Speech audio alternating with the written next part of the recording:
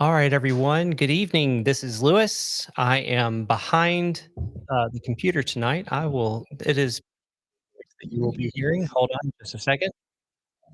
Nope. There we go. Sorry about that. I was about to have some serious reverb. Okay. Well, welcome everyone for another painting from life. We're so glad to have you. I'm going to be up here with Olivia. We're going to be working on everything behind it. Do I hear? Do we hear? There we go. Okay. I'm gonna try this one more time.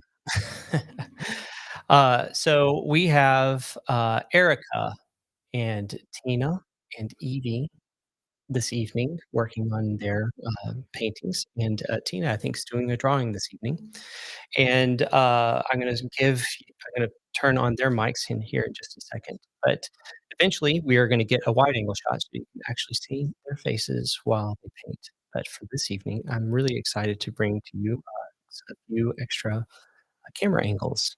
So please give us your questions. Tell us where you're from, what's going on. Looking forward to chatting with everybody this evening. And without further ado, we're going to go ahead and get started. So, everybody, you are on the air. How's everyone doing? I'm excited to paint a face. Yeah. I'm excited to paint a familiar face. Our lovely model tonight is my dear friend, graciously offered to model. So yeah, it's gonna be a lot of fun. How long have you known each other? Oh man, how old am I? Gosh, I mean, I think since around, I think we met in 2016, I believe. Mm-hmm.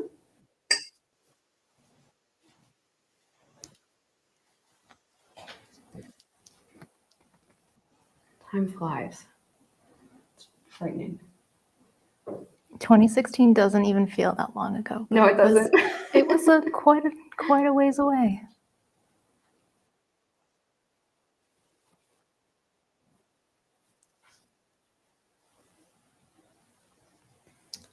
In fact, 2016 was the first inception of East Oak Studio. Oh my God. Isn't that something? Wow. We were moving down from New York City to start everything.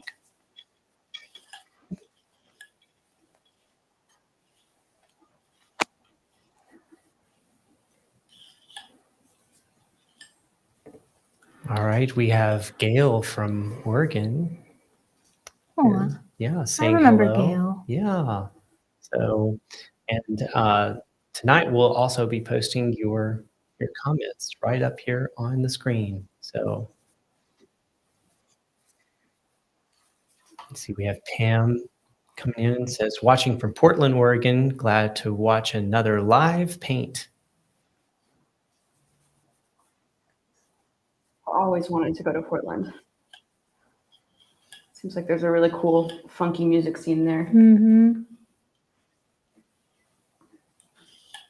Oh, and we have Emily who says, hi, glad to join tonight from just down the road.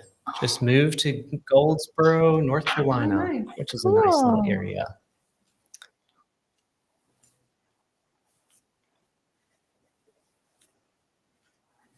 We have Alice saying greetings from Mexico. Nice.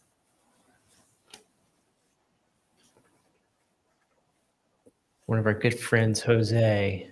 Hi, everyone. Jose from Michigan. Looking forward to tonight. Always a pleasure to have you, Jose. Hi, Jose.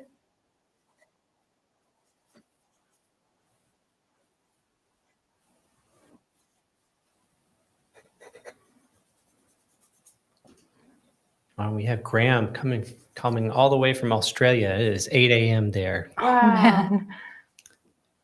I hope you're having a good breakfast and sipping a cup of coffee while watching us this morning.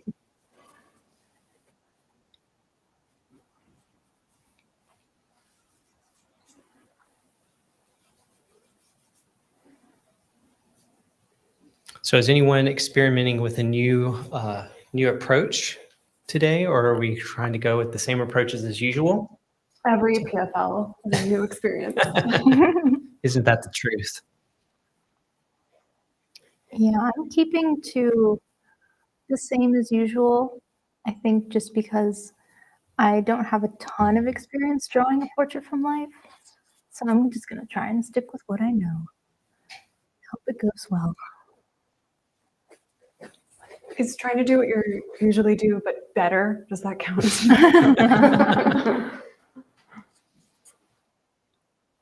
I feel like that is every experience Every day. every day.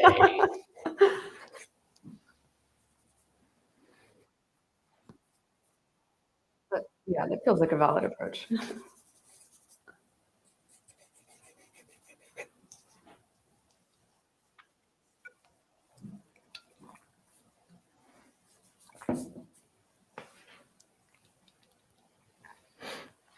Does So anyone want to share what you've been doing in the studio lately?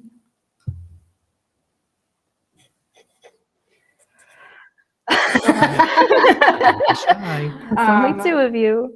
I have been working on a still life of abalone shell that has all these crazy, beautiful, chromatic spots on it that it's driving me crazy in a good way.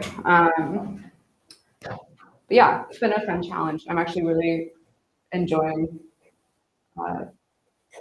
some of the investigative process on that one, just because it's so unlike any other texture that I've ever really tried to paint before. I am currently painting a beautiful arrangement of orchids. And I'm trying to do it quickly before my buds open. And so, so that's what I did today.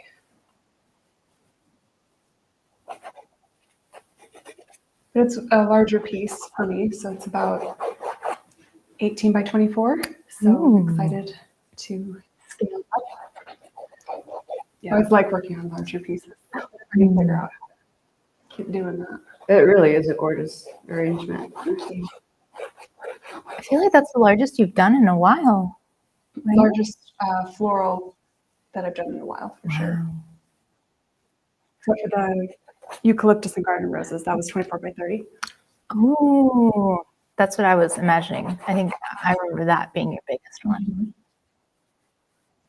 What about you, Tina?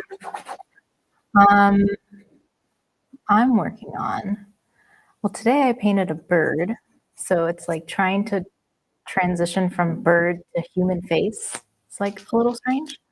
But I'm really excited for it. I did the color study today and I started working on the drawing that I'm going to eventually transfer over to the actual panel. So, fingers crossed. Another day in the office. Just another day in the office. Got a dead bird on a ribbon hanging on a string. No big deal. I feel like you and I are in this rhythm of like, usually there's at least one of us painting a dead bird. Yeah. And I love it. I love it. Do I? I can see how it's a little unnerving though for people coming in.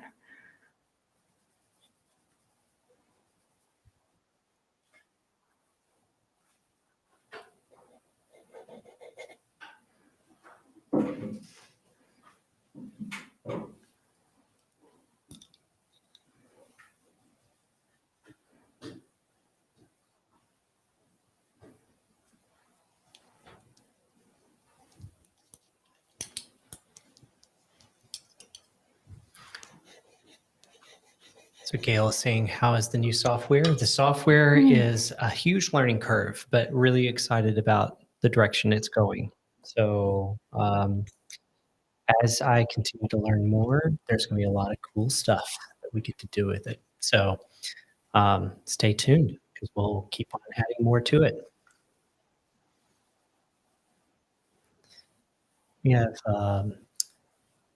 T. Bunt. Hi, watching from Birmingham, Alabama. I'll be there not too long from now to do a portrait. So that's pretty awesome. And then we have another gentleman, a person from saying good morning. This is Korea. So I'm assuming that means this is coming from Korea. Wow. So pretty awesome forest. It's really cool.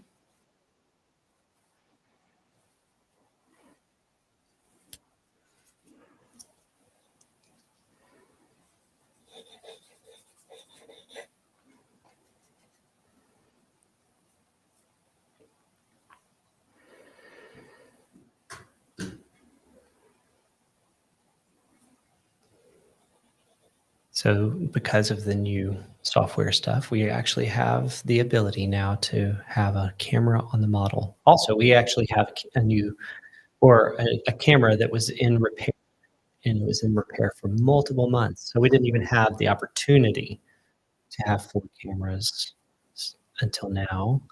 And so really glad to get our other camera back. And hopefully in the future, we'll be adding a few more feeds.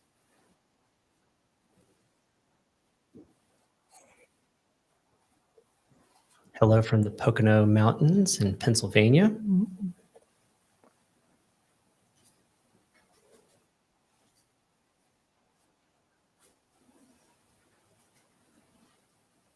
All right, so is anyone painting along with us this evening or this morning if you're in Australia? We'd love to see what you're doing, especially if you're painting along. Just remember also the reference images are up. You can get the link that will be in our description of this or the show notes on this YouTube, and just submit your email and it'll be there waiting for you.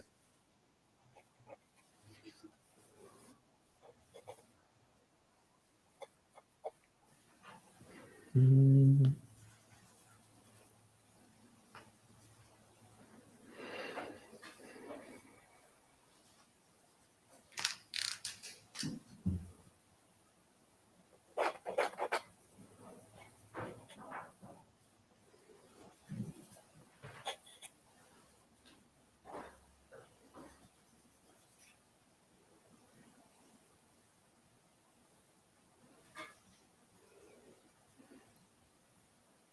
I think the block-in is my least favorite stage, just because I don't want to commit to anything at this stage.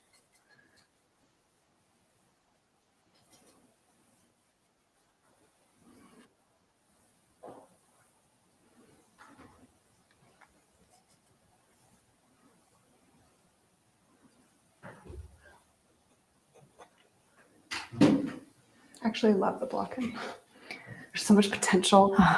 Maybe I gotta view it like that instead of scary. I kind of flip-flop. Like it sort of depends on the painting, I guess. Yeah.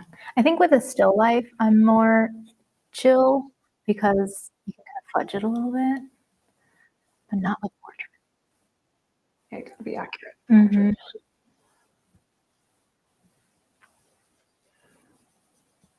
Emily says, currently getting some framing done while enjoying watching these drawings develop. Nice. My 5-year-old is painting along. Aww. We would love to see his finished or their finished painting. That would be so cool. Yeah. That's really cool. That's awesome. I really love hearing stories like that. It's so important to encourage creativity no matter what age. Yeah. Yeah, I really think that's roughly around 5 is when I was like, you know what, I want to be an artist. No. I don't know how seriously I was taking it at that age, but you know, it definitely was a sort of seed planted at that point. I remember when I was young, one of the first drawings I remember doing was a drawing of plankton from SpongeBob. That's the best. I was so proud of it. Origin story. I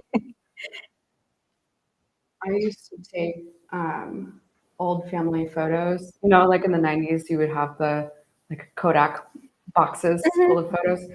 I would dig through those and find ones to draw from and copy. Oh, I love that. And then, of course, my brothers would be like, why did you make me look so weird? It's all in the learning process. Yeah. I feel like we should all talk about like what were our first like drawing books and first things that we drew. Now that you've like already gone down this way, I had a little animal book that my great grandmother gave me for my birthday, and that was where I like started drawing a whole lot out of the book. I think I had a bird one, like I draw for birds. Oh. Yeah, I had an animal one that was just sort of like very rudimentarily like, okay, how to draw a horse by like drawing a bunch of circles and then connecting them. Things like that. Yeah. I loved that as a kid though. Those were so fun. I loved going to the school library and just checking out a bunch of books on drawing, or we had like an origami book. I got really into origami. I loved origami. It was really fun. I made an origami hedgehog once, which is not an easy. It doesn't sound easy. Lots of spiky bits. I always have those like the lettering ones. Oh. Also, my gel pens. Yes, that makes total sense. by the way, I think y'all would like to know that she is making a glittery tiger. Is what she's making. That's awesome. Beautiful. Oh my gosh. Yeah, I want to see that. Yes, please share it. Jose says, drawing along tonight, which brings me to a question. When doing a portrait for a client or gallery, do you draw it first or go straight to paint? Or does it depend?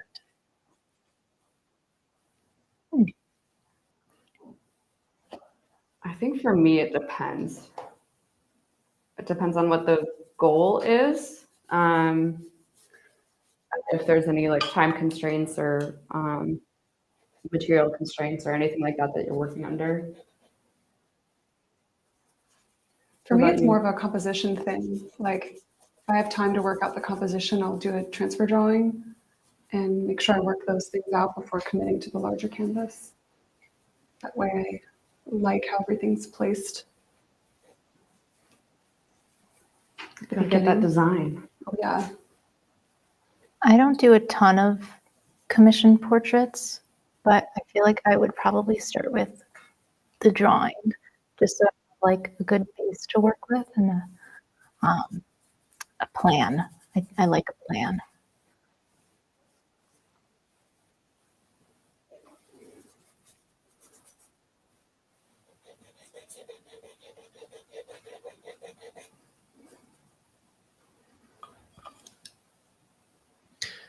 So Gail says Walter Foster's How to Draw Horses from J.K. Gill Office Supply.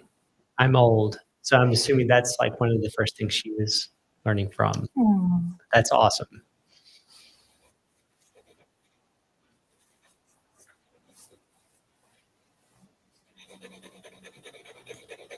I actually, now that I think of it, I actually used to draw a lot. My mom used to draw when she was in college and grad school, and I would try to copy some of her old sketches. Oh, that's cute. You were doing master copies of your mom's work? Right, yeah. Mommy master copies. Aww, that's cute. My cousin, she was always really big into drawing, and she was just like 6 or 7 years older than me, so obviously like way more advanced than I was at 5. But she would really draw a lot of like Powerpuff Girls stuff. I remember I have this drawing. I think it's a Buttercup. No, is it Buttercup? Buttercup's the green one, right? Yeah. So it was Buttercup, and she did the drawing, and I traced it on the back to try and like learn from her. It didn't come out that great. I think I still have it taped to my wall in my bedroom at home. I love that. Yeah.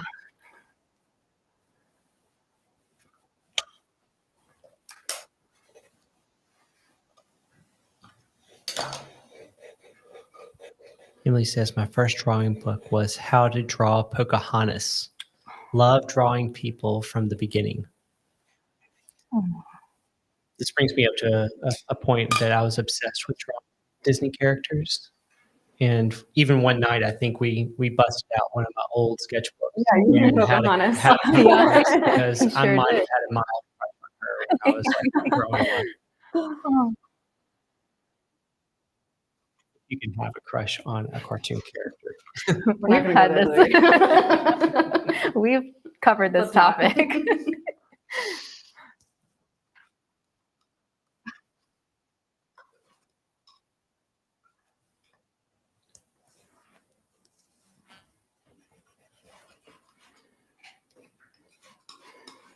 think I used to also really like drawing like Sailor Moon and like the cat Yes. from it. Yeah. Yes. I loved Sailor. Who was your favorite, like, what is it, sailor? Who's your favorite sailor? No idea. I think Weren't they? they're all planets. They're all Yeah, planets, right. yeah. I honestly can't remember that. I liked Sailor Mars. She had the long dark hair, the red outfit. The red one. I Yes. like the red one. Yeah. Yeah. That was my favorite. Sailor Venus was next up. She's the blonde. Blonde and blue. Is she like the one that, like the main one, or the one that you see the most, or? No, Well, the main one is Sailor Moon. yeah. Oh, well done. And then Well, I say it to myself, like, why didn't I know that? well, it's confusing because the rest are all planets, and then there's yeah, And then there's Yeah. a the moon. moon. but she was like one of her best friends, I think. So they're like, yeah, they're on there I pretty remember often. thinking they were cool when I was thinking They're so cool. I wish I was as cool as Sailor Moon. of goals. Come on, you can't. Just want to be cool as Sailor Moon.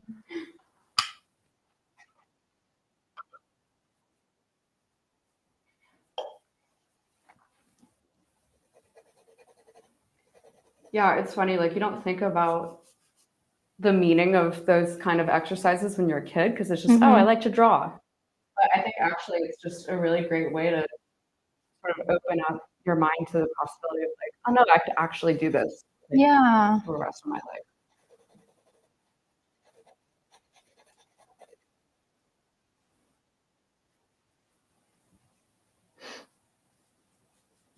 Back when I had more of a like fiber art centric career, I spent a lot of time teaching workshops with kids. And I find that just so rewarding and to pass that on. Mm-hmm. All right, Yeah. everyone. That is break time, right? As the sirens go off outside. So we will be back shortly. We're going to just put it to we're just going to put it to one of the canvases and then turn off the mics. But we will be back in about 5 minutes.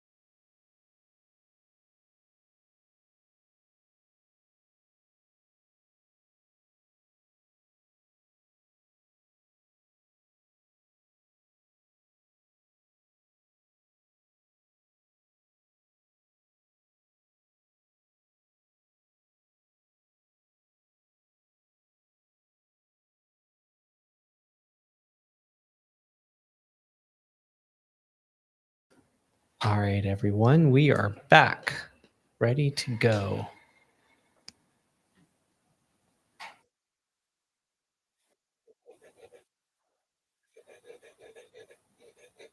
It's so funny because I feel like as soon as we go on break, everyone's like starts chatting it up, and as soon as like we get back on, all of a sudden everybody's like, Focus time again. focus Yeah. time. That's right. We're still working on the block end.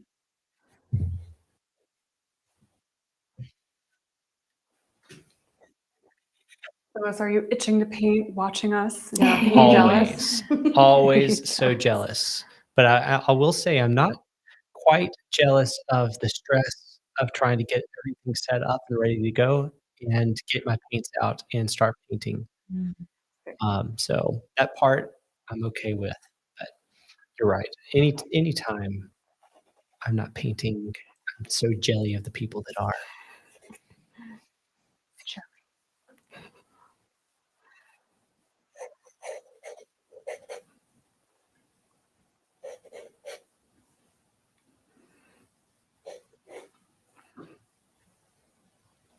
You can get some nice graphite ASMR sounds with this pencil. I don't know if the mic picks that up, but pretty loud. Easel down. All right. So Emily says, London, my 5-year-old painting a tiger, is getting frustrated because painting is going where she doesn't want it to go. Yeah, relatable. We can relate to that. She's asking, do you guys ever have paint go where you don't want it to go and get frustrated too? So Every day. every day. Yeah. Sometimes it's just like I put something down. Why did I just do that?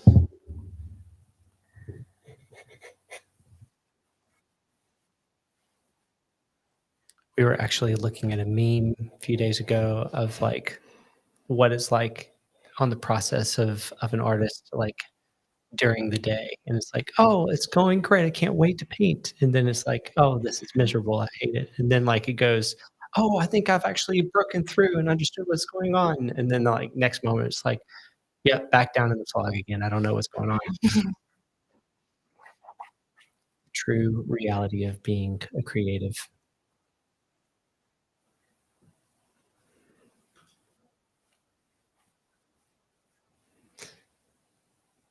Damon says, I've been painting 35 years, and the answer is all the time. As you practice, your mistakes get less noticeable, but never perfect. Joy is getting a little bit better every time. Very well said.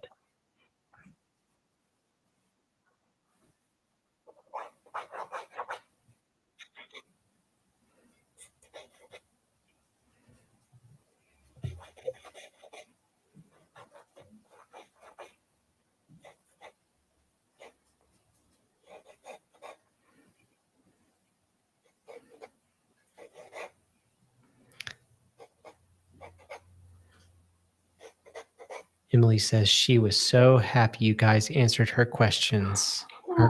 Thank you for the encouragement. Aw. Yeah.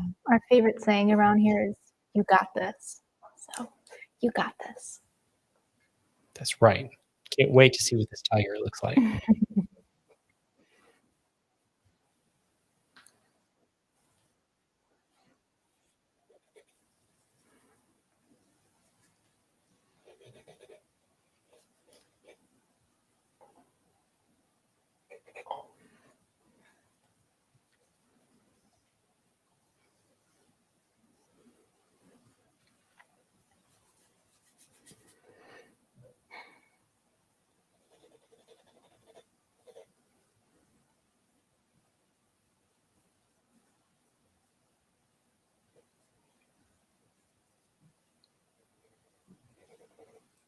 I feel like I've been painting really thick all day today in the studio, and now I'm painting thicker than I normally do out of PFL. Oh, that's cool. Yeah, it's funny to see, like, I don't know, just like the relationship of your hand and your own personal work and then coming in here and like how the hand changes or stays the same. How do you like the change today? I like it. Yeah, I'm digging it. Is painting thick or something that you're aiming to do? I think it's at least something I'm aiming to practice just because it's not within my comfort zone. So just for the sake of learning, I want to Adding learn more how to. words to your vocabulary. Exactly. Yeah.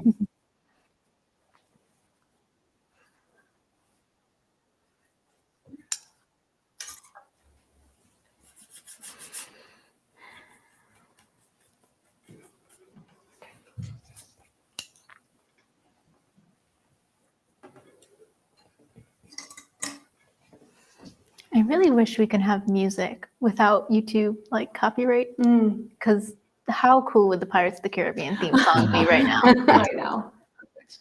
Actually, I think YouTube is experimenting doing their own music so that you can do just that. Cool. Oh, So wow. once that's like up and running, we'll definitely take advantage of that. Yes.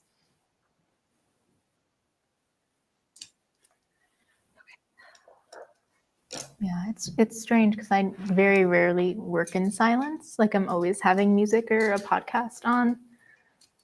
So not having it, it's a little strange. Yes, I totally agree. What kind of podcasts do you like, Tina? I like either like spooky podcasts. So my favorite is called Sinisterhood, and it's these two women, and they're both improv comedians. So they're really funny, and also one is a lawyer. So when she covers like more true crime cases, she has a really educated outlook on it. And then she covers like they do like Bigfoot, the Loch Ness monster, Oh, and just boy. like little like things like that that I find really fun. I have a friend who believes in Bigfoot. Oh, really? He's out there. Oh. Mm. Eli, if you're watching this, I don't agree with you. But another one that I really like to listen to is I really like Avatar: The Last Airbender, and they have a podcast that's run by Dante Bosco, who plays Zuko, and Janet Varney, who plays Korra, and it's called Avatar: Braving the Elements, I think. And they basically recap the episodes, and they bring in like special guests. It's just really fun. It's cool. Yeah, those are my top two. I really love like horror fiction podcasts too. One of my favorites is Old Gods of Appalachia. I feel like I've seen that on Spotify before. It's really good. Yeah, highly recommend that. Especially with Halloween coming up, I'm like totally leaning into all things creepy. Gotta get into the spooky season. Yeah. Oh, what's everyone gonna be for Halloween? Let's see what chat says, and if you guys have any ideas too. I know it's early, but some people are planning already. Thinking about it. Like me. In my head, my response was stressed out. Like, what am I gonna be for Halloween? I don't know. Gail says, wasn't going to draw along, but got sucked in by the rhythms and the slabs of hair on the left side. So we'll see. Oh, Nice.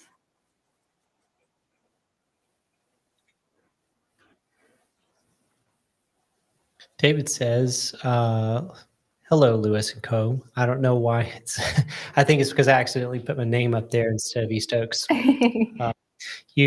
Have you guys heard of skill-based art, a learning resource for art students and artist teachers? What was it called? Skill-based art. I can't it say like I've a- heard of it. Like a website or what? What is it? Yeah, I actually haven't heard of it, so I would love to know more about this learning resource. That would be really cool. We'll make sure to like put something about it in the show notes afterwards.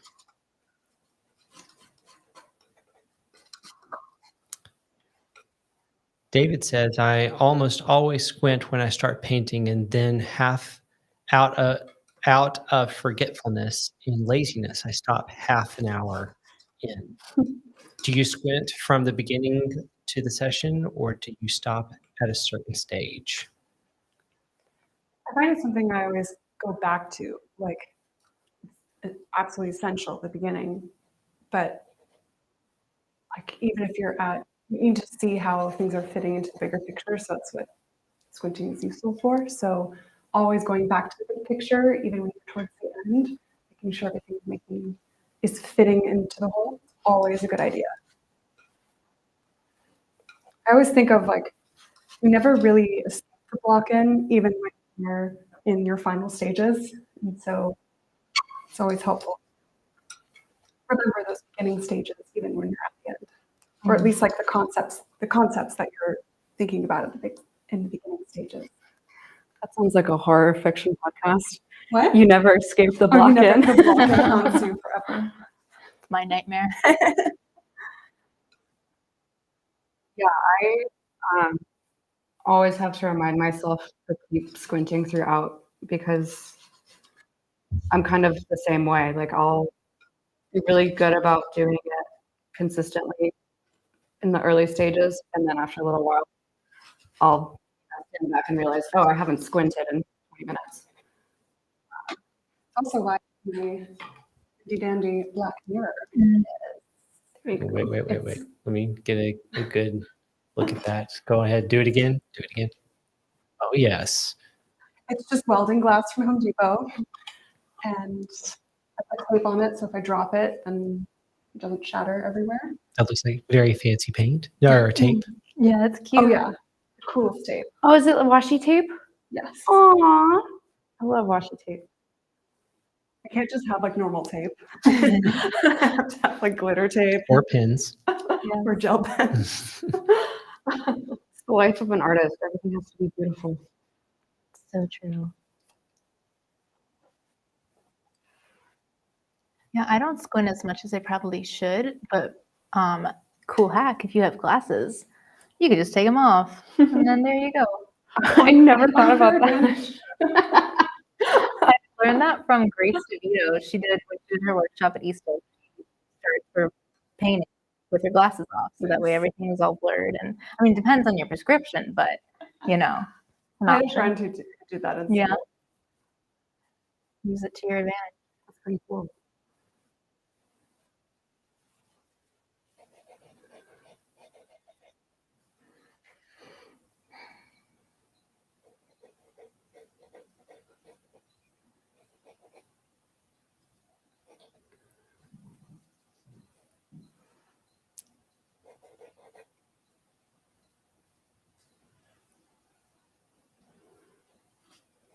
I hear like a bird. In the I hear it distance. Do you too. hear It that? sounds like it's inside. It's probably in the garage. Tina, are you sure that bird was moved on to better pastures? I sure hope so. So Taylor says, "Hi everyone, Taylor from California here. It was so great meeting you all at Portrait Society this year. I'm excited to paint along tonight." Hi, Taylor.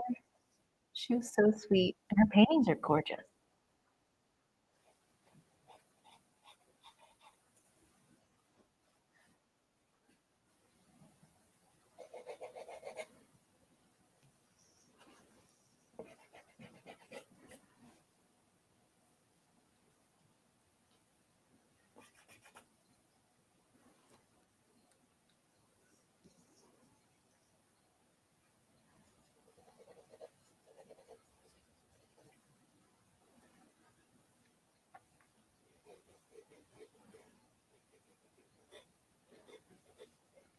Yeah, several people came up to us at Portrait Society and said hello, which was really cool because of from being from life, and so it's really cool. It was. Appreciate everybody. Yeah, just like see people in real life that like watch it is just mind blowing. Yeah. I can't wait for next year. I know. I'm so excited. Yeah, I hope everyone joins us for next year. It's always such a good time I feel like all of us artists, like we can kind of like get isolated in our studios And it's the very few times where we kind of like crawl out of our cave to go see other people that are like us. And it's just like we've been starving for that time of like hanging out with people that get us, you know? Mhm. So it's always a fun time. Yeah. And it's like meeting a bunch of celebrities. Like it's like the Oscars, but for painting. So sometimes you like run into your favorite painter like on the elevator. It's just like the best thing in the world. Literally. Yeah. Yeah. Yeah.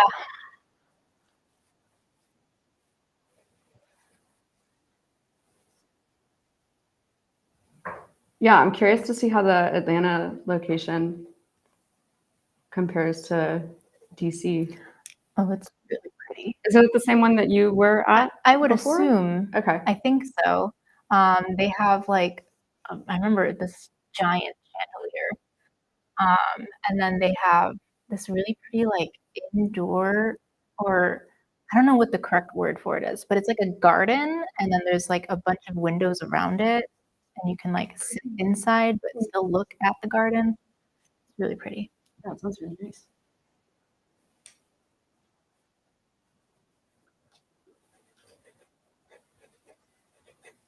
Emily says, I'll be there.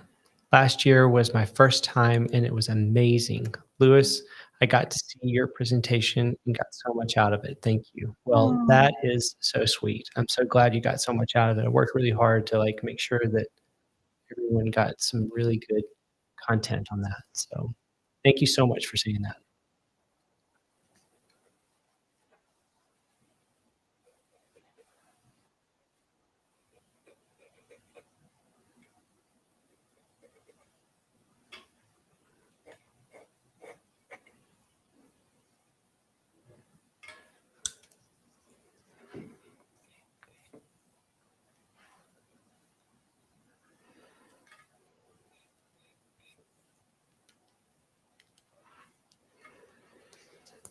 So what's everybody thinking about right now while they kind of transition to the next phase?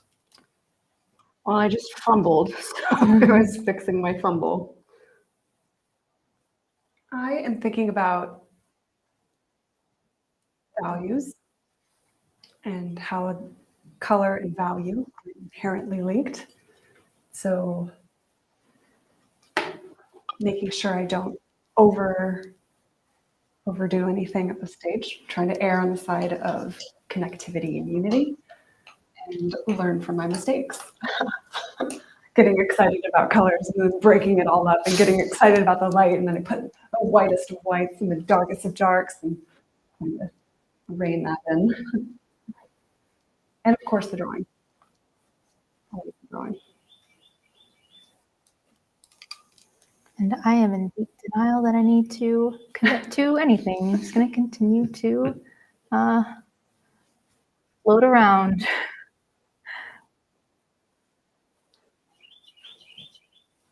I love these birds. I know, It it's actually- really I right wonder here. People can hear them. It sounds like they might be in the wall. I'm not sure what's going on. I definitely think they could hear that, which is one of our fellow Carolina wrens that we have here. So every day when it's really lovely outside, all of us go outside and eat lunch together. And one of our favorite pastimes while we've done that is there is a bird app called Merlin. Is that right? Merlin ID. Merlin, yeah. Yeah.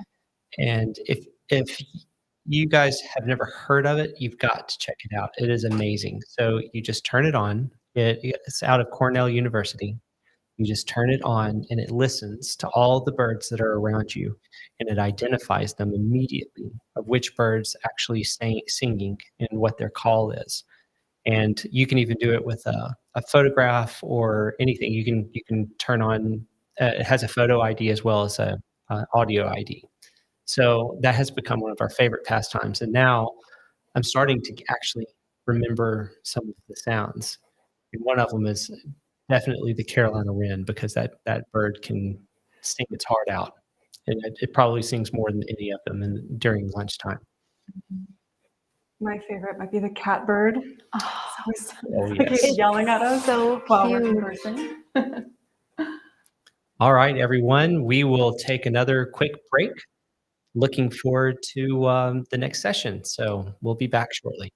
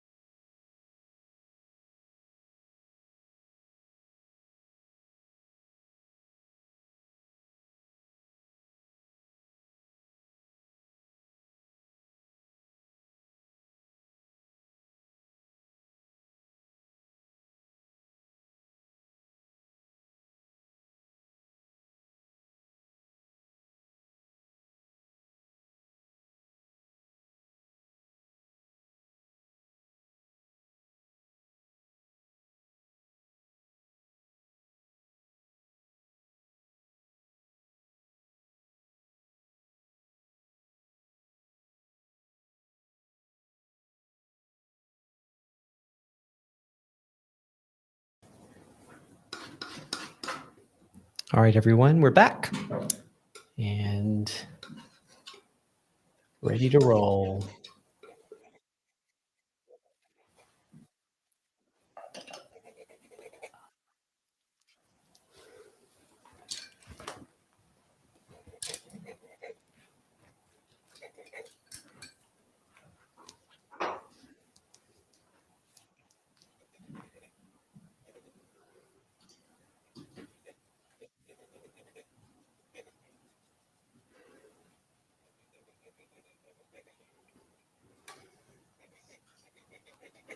Whoever sang the final countdown, Yes.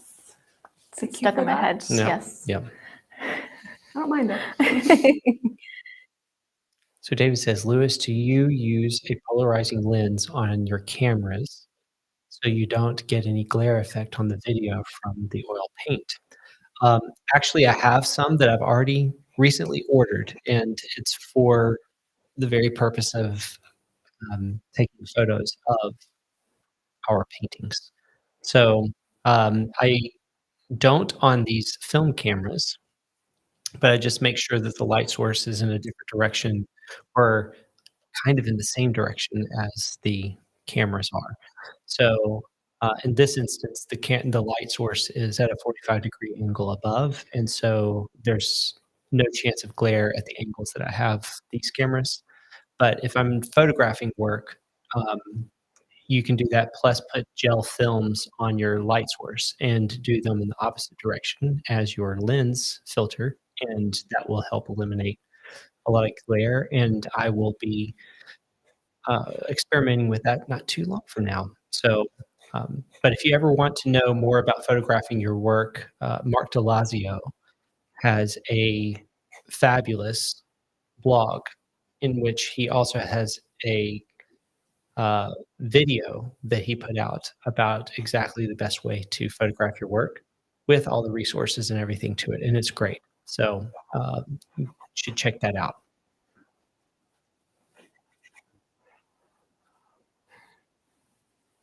So Howard says, how do you take good pictures of your artwork? Okay, well, this is going right back to the same thing we were talking about. Spend hours trying to get rid of the glare. So that is probably in conjunction to what David was saying. So I will make sure that we put that resource in the show notes and make sure that y'all have a link for it.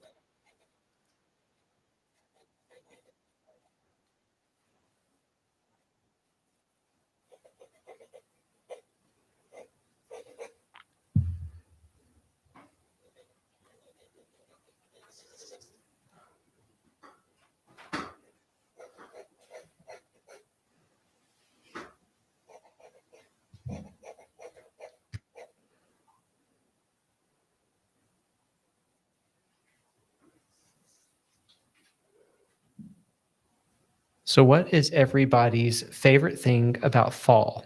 It could be food, it could be environment, or a little bit of everything.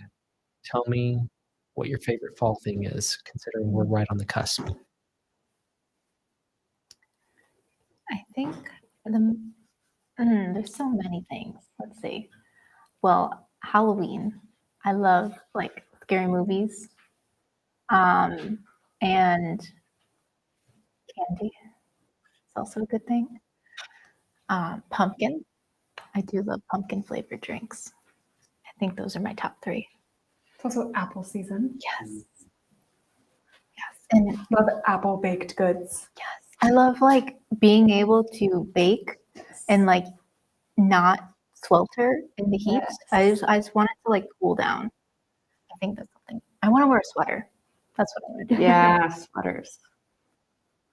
The leaves changing. Yes. I love the way the air smells in autumn. Ooh. There's just something different about it. It's And magical. the smell of leaves. Mhm. That's a good one.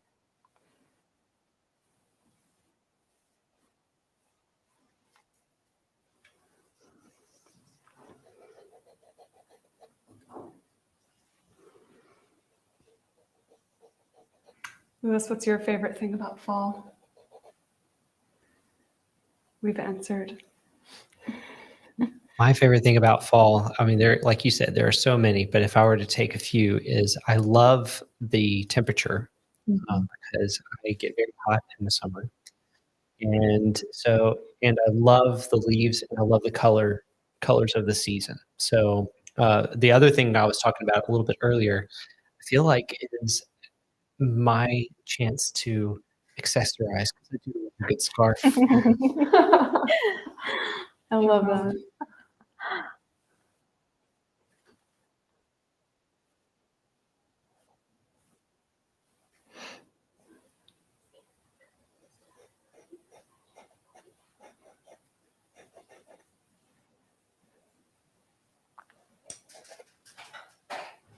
I always have trouble finding a hat that I feel like confident in. I feel like my face just looks weird in hats. Oh my God. Yeah, there's a thing with this, like not being a hat person and then Yeah. putting a hat on and feeling like an imposter. Yeah. Like I always feel like, I don't know if anyone's seen Drake and Josh, but there's an episode where there's a robber that robs movie theaters. He's called the theater thug, and he wears this black beanie, and it's like really close to his eyebrows, and it just like covers his like whole forehead. And that's how I feel every time I wear a hat.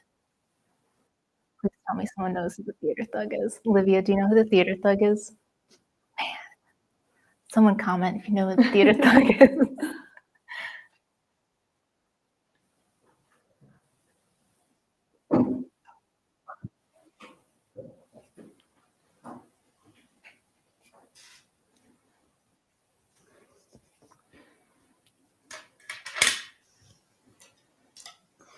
I've never painted the changing leaves. That would be something fun to paint. Ooh, that I've never tried to paint the autumn leaves yet. yet. And the mountains here, they're just so insanely gorgeous. I saw a chart that's like listing the best times to go depending on the region, and I think end of October, early November is like prime time for leaves in the mountains down here.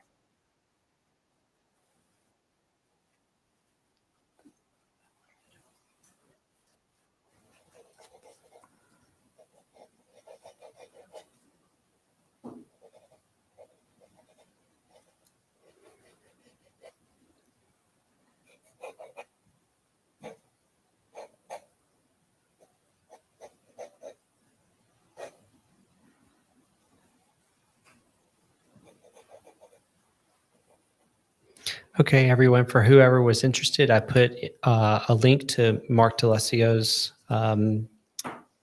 blog and exactly on the page where he talks about photographing his artwork and the link to the YouTube embedded video. So give that a check out and that should be very helpful for you.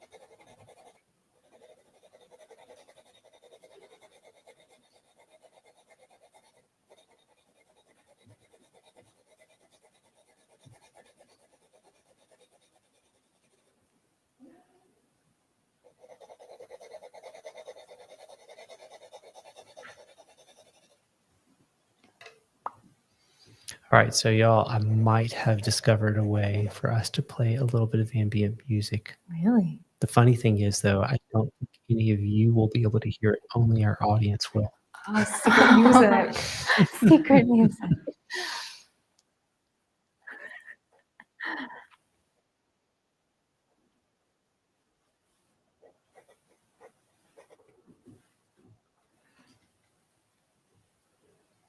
Lewis is just slowly going to become a DJ. Oh my God. It's getting closer and closer every day.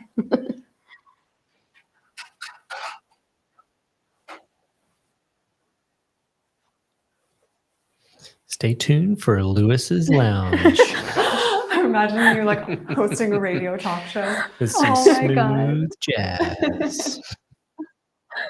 Louis, if you were a radio host, what would your name, your moniker be? Oh man, you're gonna have to give me a second. But this does give me an opportunity to play our little music jingle that I have on here. Let's see if I can get that going. Okay, everybody, let's play a little bit of music. Oh yeah. It's your true calling. Yeah. The painting things on the side. Look how happy you look.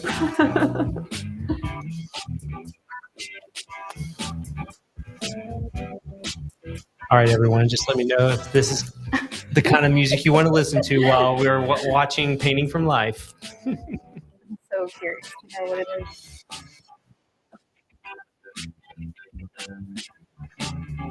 It's like hardcore heavy metal.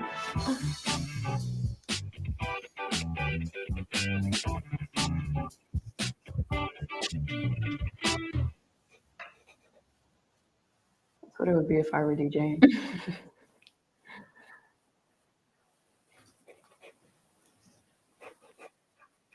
Well, I definitely haven't gotten any comments yet, so I don't know if that's a good thing or a bad thing. Everyone left the live stream.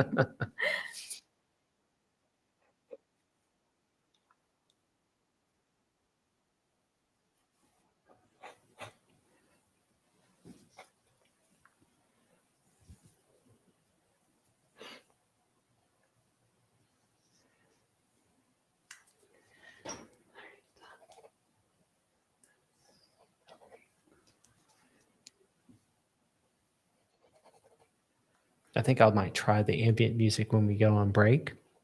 See what it sounds like. That's a good time for it. Yeah.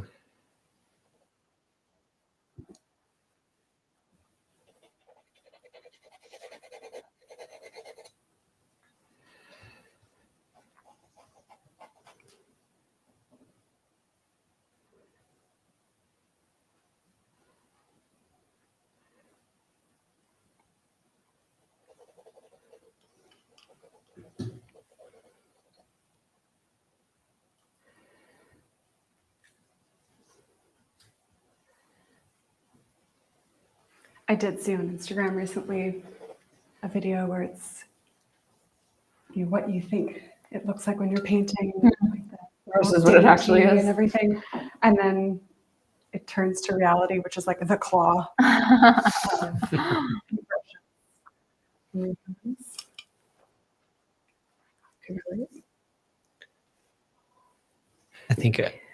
I think most people have gone through the claw phase of holding brushes, like it's a rite of passage, you know? In the painting. Oh yeah, Not every painting is a rite of passage. I have the claw but drawing version, and I sometimes like grab the eraser when I'm trying to grab the pencil, or like I'll grab the pencil and it's upside down. I would do the claw back in the day when I held my palette. Oh, And it would get so fixed into that thumb hole. I have to like pry it open. oh God. And the model is so intense. And so Yeah, you're really you're not gripping, even thinking about it. It just holding awkward dear life. together.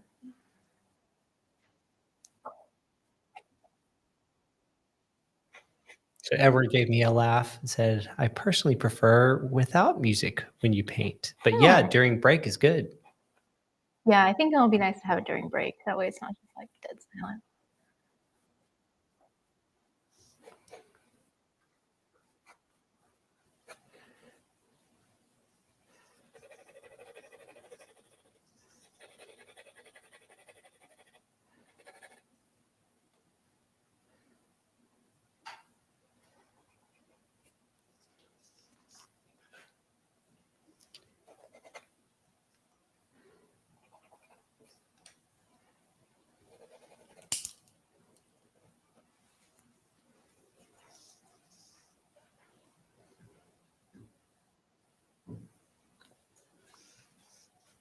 I don't know about y'all, but I always get amazed at like the fact that there's already Christmas stuff in the stores and we I hadn't know, even right? hit Oh, so like it's such a pet Halloween. peeve of mine. I hate Halloween that. hasn't even passed. Like it hasn't even passed, you know. It's not even October. No. No.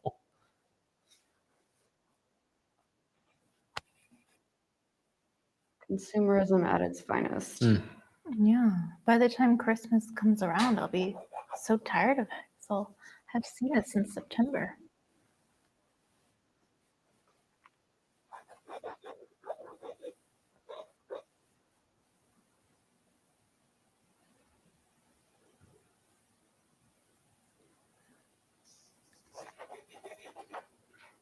I will say that does make. I just got back from everyone. I just got back from New York City, and I will say sometimes my favorite time to go to New York is when the holiday season has hit, because they put out all these like really cool little booths, a lot of like artisanal stuff, and then all of the box stores have these like beautiful window displays, and there's a lot of activity.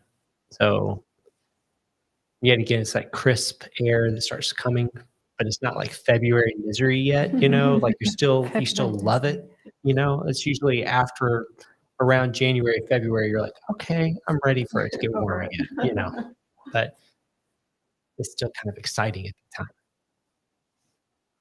Yeah. February is a rough month up north. Yeah, I think I would die if I tried to survive a Chicago winter. It's so bad. I don't think I could do that. I always tell people we have a 6-month winter because it starts in late October and then it doesn't start to get warm until like mid-April. Like I remember we'd always have spring break in April and we would usually get like a light dusting of snow. That's Really sad. I think, yeah, growing up in the South has made me kind of a baby when it comes to cold weather.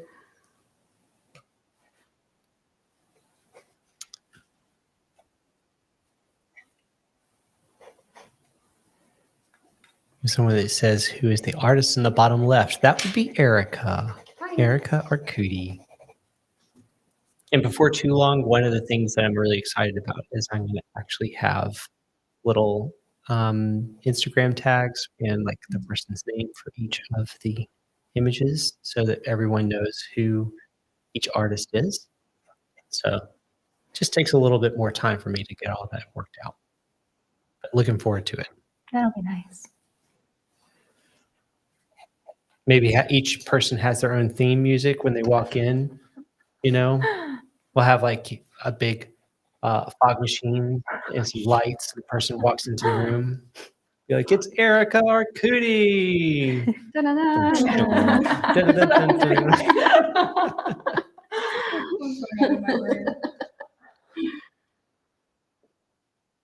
Maybe some was a real Slim Shady. Please stand up. And then you come in.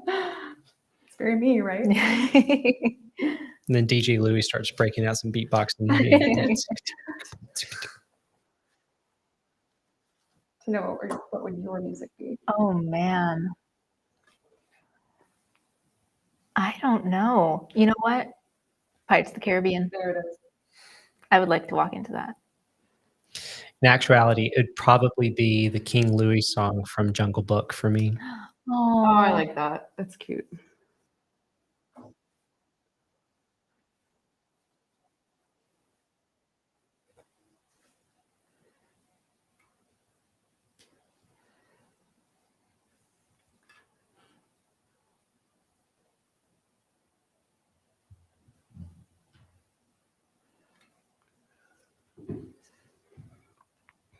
Evie, what would your entrance song be?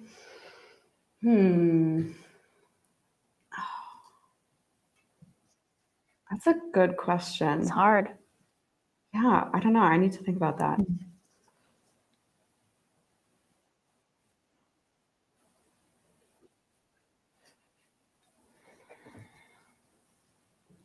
All right, everyone. I'm reaching out to the audience. I'm soliciting the audience to let me know what your theme song would be if you would have to enter into the room. I'm looking forward to hearing some of these. And on that note, we are getting very close to the end of this session. So we will be taking another break. And I'm going to also play a little bit of background music for y'all during the break. So let me know what you think about it. And with that being said, we are now on break and we will catch you in just a few minutes.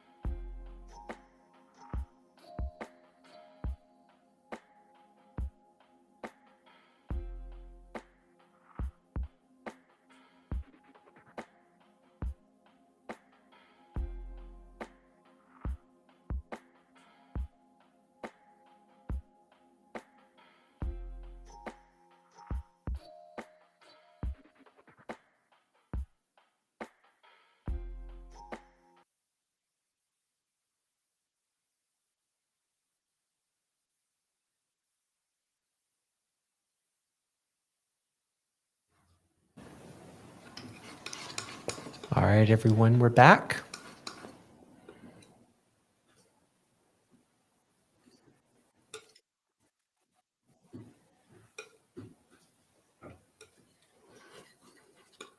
And I love it. Emily just put in my 9-year-old's walk-up song was Pirates of the Caribbean for his for baseball this year. He just heard y'all say that and started humming. It is a Aw. great theme song. Yes.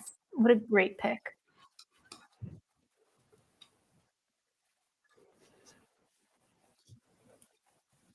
So Tina and I have been at East Oaks now for a year. Yeah. Crazy. Oh, wait, we need to make a air horn for that. Did you do it? Yeah, actually, no, that calls for more of an applause. Okay, so Oh my gosh. 1 year, everybody. Sadly, the girls can't hear all of these sounds. But I'm actually working on it so that everyone actually can hear all of the stuff going on. Louis, I'm going to hire you for my wedding.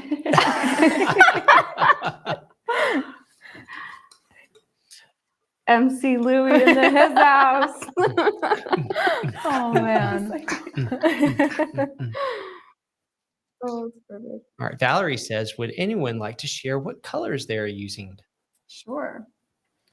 So I have a lot more on my palette than what I'm using, but I basically am using, I have cobalt blue, ultramarine blue. I think I'm using some of this manganese violet, a little bit of, what is that, quinacridone magenta. But, just in tinting here and there. I brought out the English red from my school days and I'm using it for this. I think it's good. Vermilion, yellow ochre. Well, technically it's Roman ochre from Zeki, but it's the same color. Naples yellow dark, genuine Naples yellow dark, and I have lead white. And I also have way more colors on my palette than what I'm using. But what I'm using, got ivory black, transparent brown oxide, transparent red oxide, raw sienna. What's it called? This one that Michael Harding makes that I like to tint with is Italian Greek umber. I've got cobalt, ultramarine, manganese dioxide, alizarin, and I'm using rose madder for a lot of the skin tones. It has a really nice tinting strength. It's very transparent. What we've got lead white, cad yellow, lemon yellow, and yellow ochre. I have Naples on my palette, but I don't think I actually used it in any of my mixtures. Come to think of it.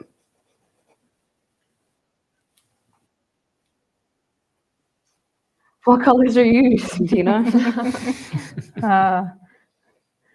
2H There you go.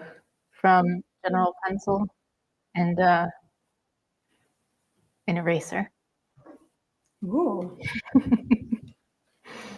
Actually, 2 erasers.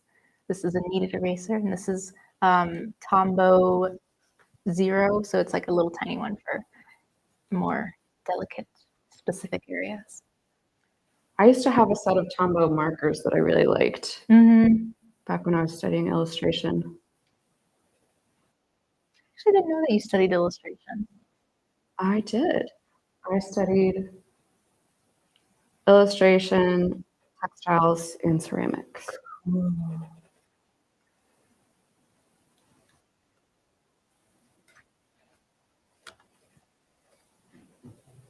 After leaving the painting department because I didn't like how it was run. It's a very sad but repetitive story that I've heard from a lot of people. Yeah. Hey, it all works out in the end. Yeah.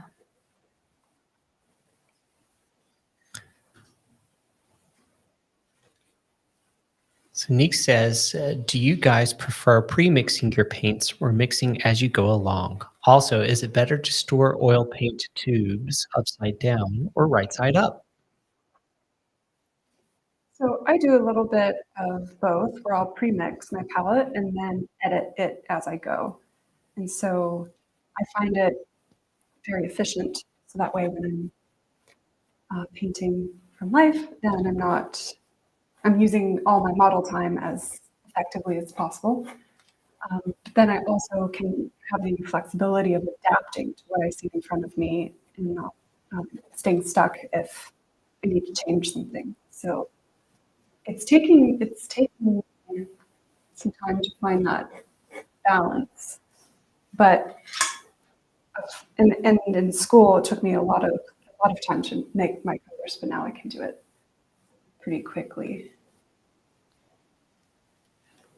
But I'm basically trying to strike that balance between having a direction on my palette, having everything organized, and the flexibility to make adjustments.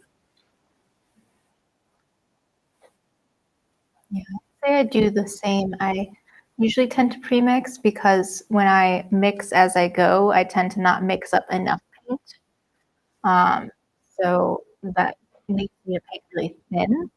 So I usually mix a nice pile of what I would consider as like the local color of the object, and then I'll make smaller piles that kind of vary in color or value from there that I can tweak as I paint and like mix in with my brush. That way I can stay, like Erica said, more flexible, but while making sure I have enough paint. Yeah, and I typically do the same thing as well. So a little bit of column A and column B.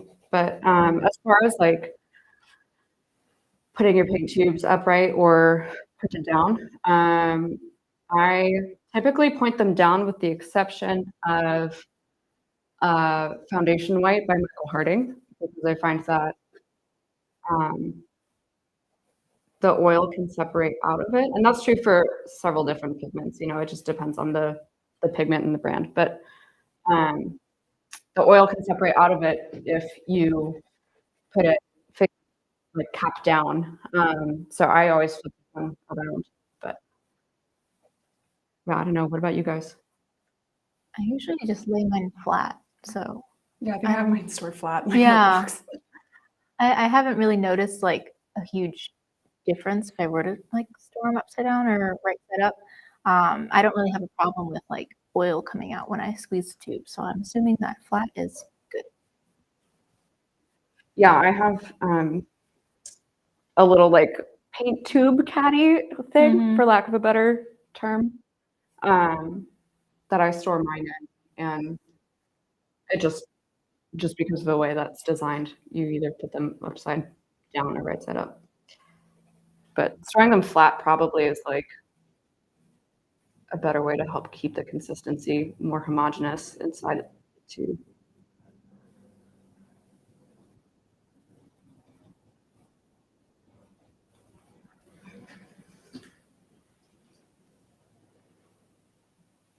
Howard says, since I have many paintings that failed, would it be okay to paint over them, and how would you prime them?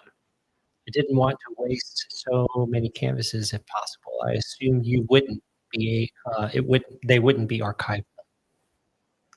I think the problem you would come across is an uneven absorption, even if you gesso over it. I've never tried to do it though. Maybe you could keep them for studies though, so you can still repurpose the canvas, but keep it for studies. That way your final product will have a higher archival quality to it, or more archival quality.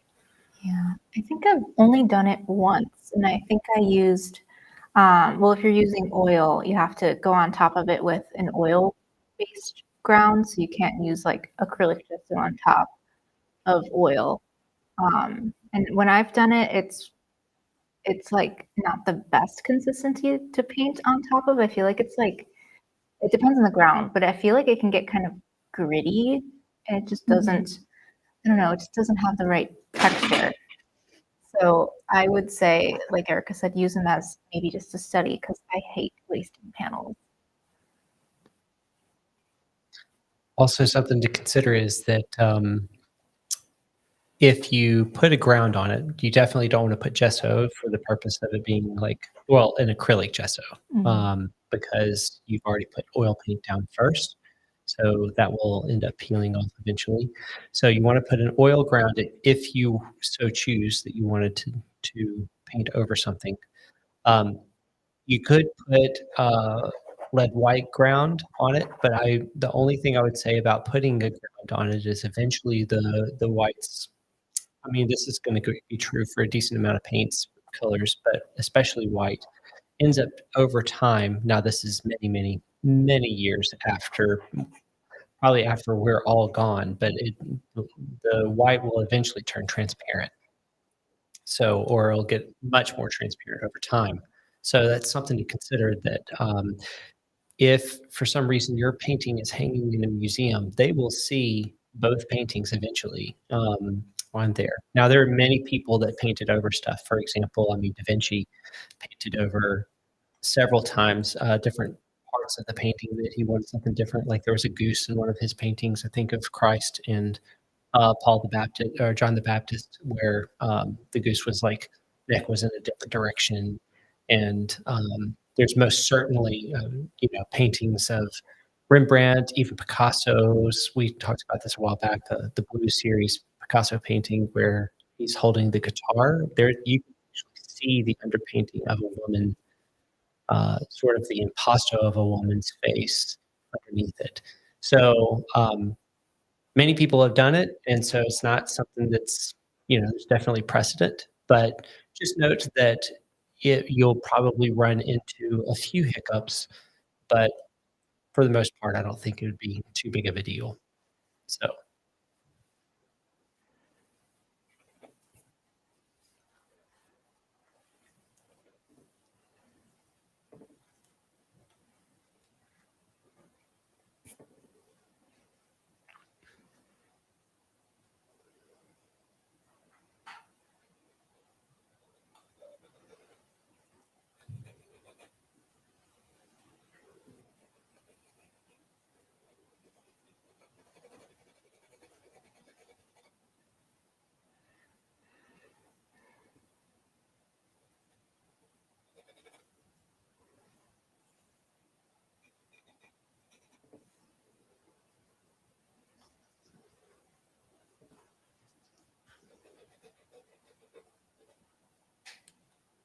if you could be, hold on.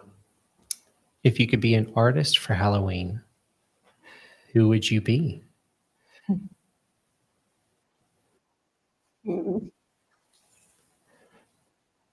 Artemisia Gentileschi would be fun. Ooh. Would be fun. Maybe I'd be Banksy and I'd just stay home. I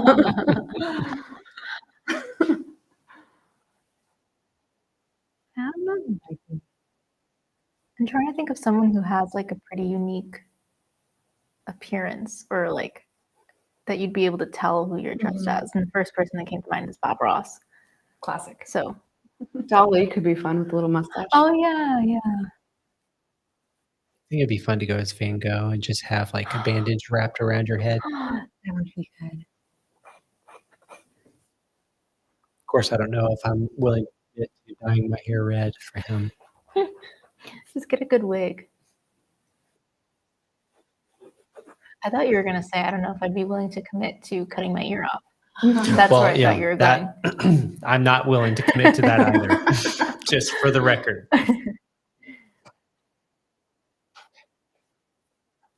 Gail says Warhol.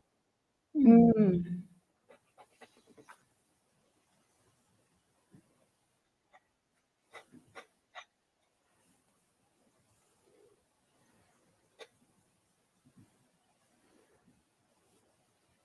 Neeks also says, do you guys use the same color palette every time, or do you determine it based off of your subject? Based on the subject. Yeah. Oh, yeah. Based off of subject, for example, I don't use cobalt usually when I'm like I wasn't using that when I'm doing florals right now. And I'll adapt. For example, use magenta. If there's something that's leaning more towards the pink, or I'll use permanent crimson if something's leaning more towards that red. And so, um, but I'm finding that for each PFL, I'm switching up my palette a little bit, trying to find the best solution for doing something quickly, and playing around with different colors. And I'm finding I might have some transparent pigments on my palette, but I am looking for more opaque ones. For example, why I chose to add English red back into my palette here, because I wanted something opaque. Since, this is a short time, I want to cover quickly, and so I'm making sure that I also have that capacity. And then I have some transparent things, but they're more in the darks. So I'm always trying to adapt and improve my palette. Also, we have had 2 people say that they were Frida, and nice. Emily was one of them. But what I love, what she says is, I went as dual Fridas one time, and a friend and I both had unibrows. Oh, Cool. that's awesome. She continues with, and that year another friend was Van Gogh with a bandage on his ear. That's cute. Whenever I think of Frida Kahlo, I always think of the movie Coco, because there's like a brief thing where Frida Kahlo is like doing a play in like the underworld, and it's really cute. I still haven't seen Oh it. God, you have to it's be in a good. very good headspace to watch that movie. It's very sad. But Is that a good spooky season movie? yes. Oh, absolutely. Cool. That's like also a good spooky season, like family friendly movie too. Yeah. Like kids aren't going to get scared, but it still can play into sort of the Halloween theme. And the soundtracks are so good. Mhm. Love the music from there.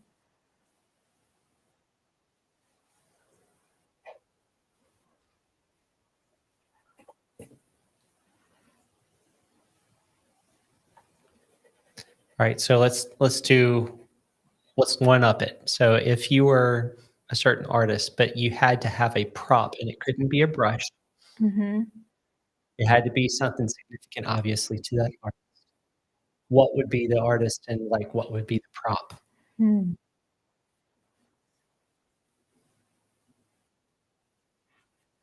Really making us think. Let's I was see. just Yeah, I'm thinking trying to I like was throw on, you like, off of your blocking game. the You know? eye socket area. Yeah, exactly. While you Thinking paint the about eyes, this. I want you to really think about these other things.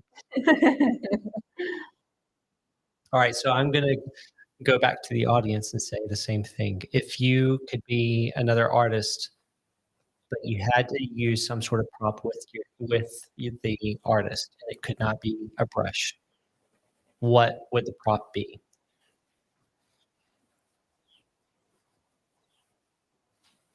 Is there an idea that you have in mind? Like, for an example, like if you were to say Van Gogh, maybe he's holding a sunflower in his hand, or obviously Van Gogh. I mean, the obvious thing would be that he has a bandage over his ear. So I'm going to eliminate any of the obvious. So maybe with like Da Vinci, he's like, I don't know, maybe you have a replica of like one of his little gliders in your hand, like a small mock-up model of it, or something like that.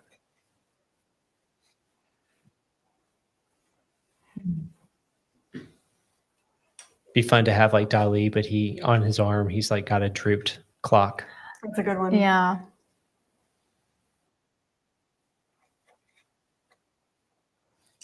We have one that says Da Vinci with calipers. Oh, and Toulouse-Lautrec with a racehorse. Oh, that's fun. That's awesome.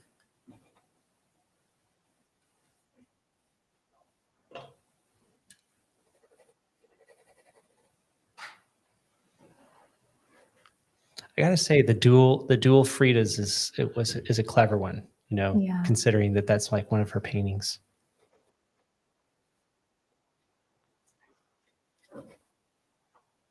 You could be the wounded deer. All right, everyone, believe it or not, we are back on break. I know. No. So, oh, this one's great. Before we go on break, we have Degas and a tutu. Ah. I like it. Awesome. Oh, Rembrandt in one of his crazy hats. Okay, everyone, we're going to take a break right from now, and we will be back shortly.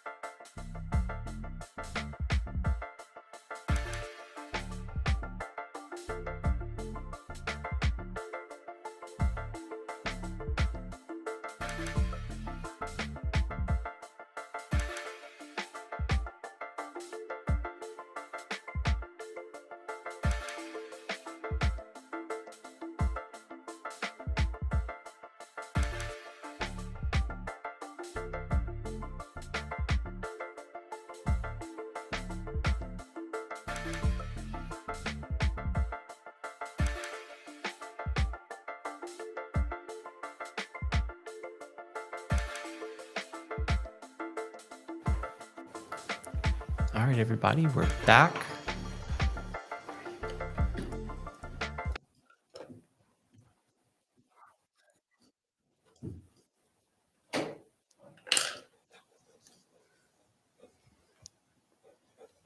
Here we go.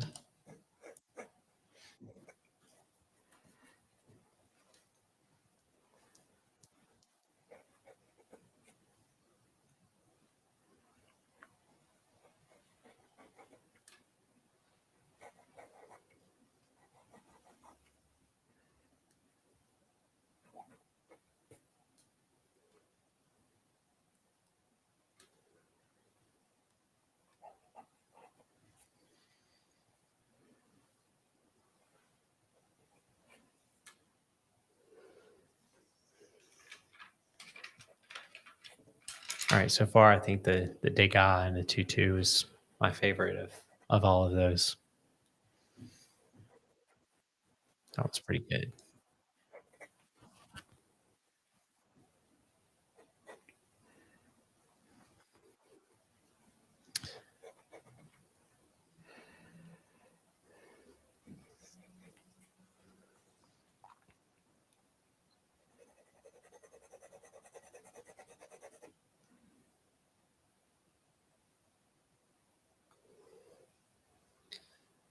Okay, everyone. So we have an announcement for the month of October. We're calling it East Oakstober. We are going to be doing a live stream every day of every work day. So from Monday to Friday, we're going to be doing live streams. And we're going to call it Facing Your Fears. So we're going to be each day doing something totally different that is going to allow y'all to have like the liberty. It's going to be all free on YouTube, where each day we're going to go over an exercise that allows for you to feel like you have the liberty to fail, where you can practice new things that aren't on a project that you're working on. And we will be painting along with you. So it's going to be basically a month challenge. And we will kind of build on a few of the ideas, but each one of the days will be individually different. So, and we're very excited about it. So we'd love for everyone to join us. And we are working on more information right now, but we'll have a calendar up on our website. And after tomorrow, we should have those announcements being made on Instagram and other places as well. So this is just completely free to everyone. Please tell your friends, all your people that you know that love to paint and to do challenges and journeys. This will be a fun, scary journey to face your fears in October. So, and all the girls at different times will be joining us here at East Oak Studio. Ooh. I think that deserves an applause. Oh, it does.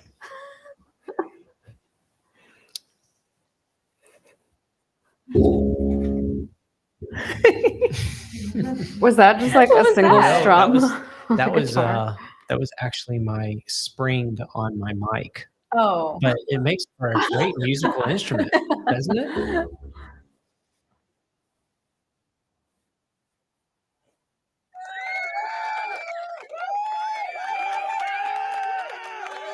I was a little late on the applause because of that, but I finally got it in. How dare you?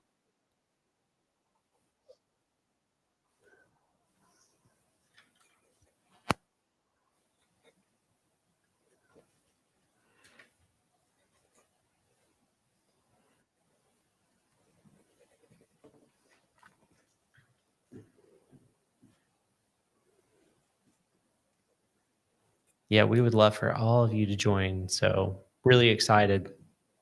We're going to be doing some really cool stuff. Like we're going to be doing stuff with like how to try to push the vibrancy of the Zorn palette, but then we're going to try to like learn how to tone down primary colors. And then we're going to do like a limited color palette day where it's just like crazy, crazy colors. And each one of us are going to take a different approach. There's going to be two of us each day.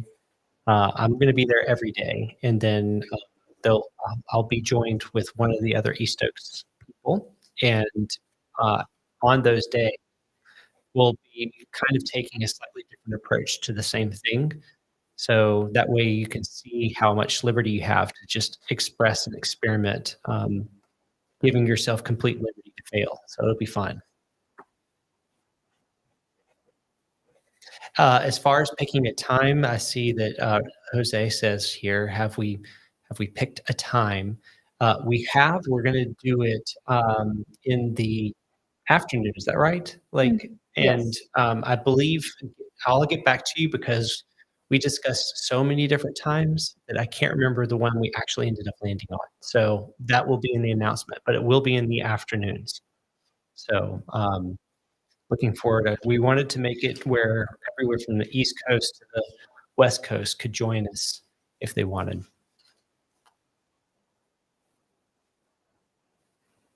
I'm very excited and also very scared. You gotta face your fears. We'll all be scared together. Yeah. Honestly, I should have done that whole thing in a monster voice, you know. All right, do it again. Should I do it again? Yeah. Take two. I've been having far too much fun with a new piece of sound equipment that I bought, and it does all sorts of fun things, including a monster voice. So I might give you all like, a monster laugh here.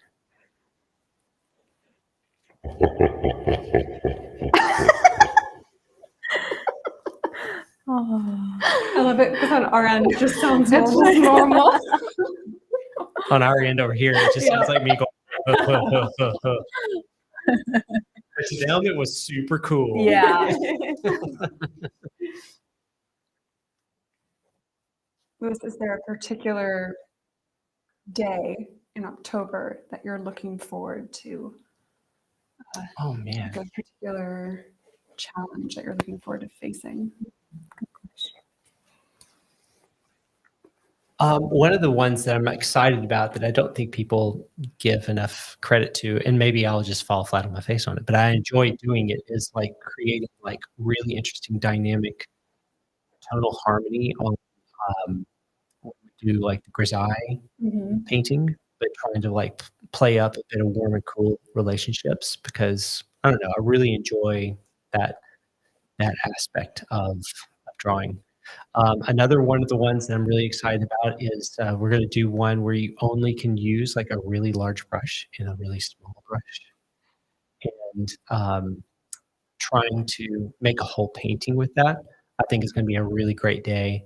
Another one of the great days that we're going to do is we're going to have you use like half your tube of paint, and you have to use all of the paint on your palette.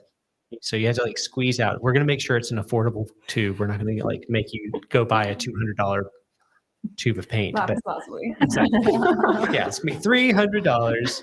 So, but where you squeeze out half of it, of each color, and then we are going. Then you have to put all of that paint by the end of the painting on the painting. So I'm actually really looking forward to how those paintings are going to come out. So It's exciting too, because even if it's something you're not necessarily scared of, it's like an opportunity to expand your vocabulary and really pay attention to certain things you can add to your repertoire.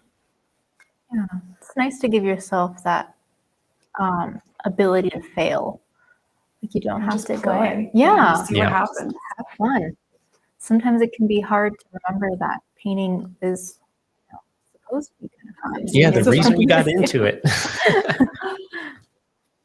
Isn't that the truth? Sometimes you have to get back to that place where you feel like experimentation was just so enjoyable, you know. Yeah.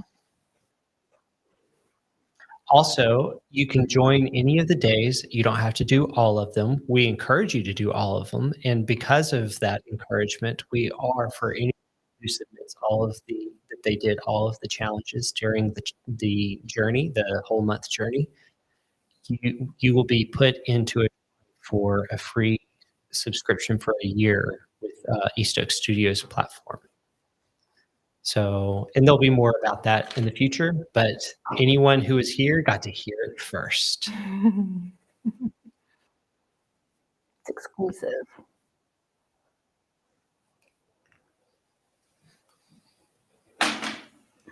I keep bonking my palette. I'm sorry for the noise.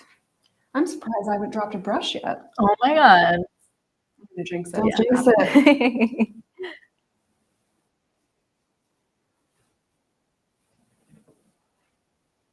Almost like a tradition. Every time. Do some sort of like dramatic thing.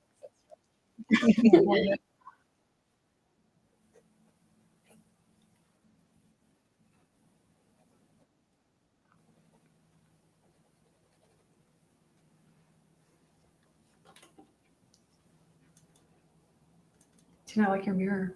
Thank you. It's because I don't trust my eyes. So I have to like trick my brain into seeing this at a different angle so I can see it clearer. I use my mirror all the time. Every 10 minutes I use it. So nice to have. I finally actually cleaned my mirror. It was so, I had oil all over it and finally gave it a good clean. It's like, I can see so much better. Now if only I cleaned my glasses. That is bad.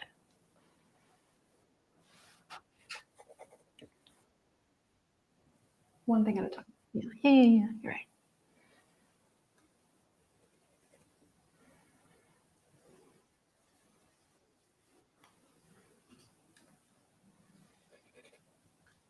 Taylor says in the last stream, you guys mentioned the importance of ensuring your work. Could you explain how you approach this? Like for shipping? I would assume. That's Yes, I what think there was a conversation about like shipping and making sure to ensure your work. Yeah. Maybe even Erica that was saying that. I don't know. I can't remember. I think it was Evie. Is it Evie? Maybe. Yeah, because I actually don't insure my paintings because I think it's a scam. But I might always be. insure my paintings for shipping, but I don't. Sometimes it depends on the painting. Sometimes I do it for like the actual full amount, and sometimes I don't. Because the more you insure, obviously, then the more expensive the insurance is. But I do always do it. Partially because I learned that lesson the hard way with a sculpture piece, unfortunately. I had a ceramic sculpture that was going to an exhibition in New Orleans, and when the curator opened the box, it was shattered. So yeah, that was a tough lesson to learn. But with painting, obviously, you would hope at least that your surface is not as fragile as a ceramic sculpture, but I guess it kind of just depends on your own personal preference, but I do always do it. Just, the peace of mind honestly really helps. I don't want to be like anxiously waiting to hear back from the gallery that it survived, Yeah. And if something does happen, then at least you can go towards your materials and Exactly. making Yeah. something new. So Yeah. And if you're shipping a work for a show that you're exhibiting and you've priced it, for sale, you can, of course, and should take into consideration the insurance cost in your pricing. Yeah, I think my main issue when it comes to insuring um, pieces that you ship is that there are a ton of hoops that you would then have to jump through to actually get your money back. Because majority of the time, like you're shipping out a painting that's worth like, I don't know, four to 5 grand. Then if you go to like the shipping company and say, hey, my painting was damaged, it's worth $4,000 to $5,000. I need that money back. They're going to ask you for a ton of proof, basically. And at some point, an invoice isn't enough. A lot of times they'll throw that, like, you need it to get professionally appraised, and we need that paperwork in order for us to give you the money. So I feel like that's usually my concern when it comes to insuring work. Paying that like 30 to 50 bucks is nice to have peace of mind, but it doesn't always guarantee that you're actually going to get the money for the painting. And I think that's what my whole issue with it is. I also know too, there's something that I think they have to pack it themselves, like the shipping company has to pack it themselves in order. Yes. Yeah. And I had a time when I did insure my work and I took it to a UPS store and they wouldn't take the painting because it was insured for too much. I had to take it to like a direct hub so that way they could take it directly from my hands into the truck. So it's just like a bunch of red tape that you have to go through. And it's just like, as long as you package it well and you use enough bubble wrap and make sure that it's well protected, you really shouldn't have too much of an issue.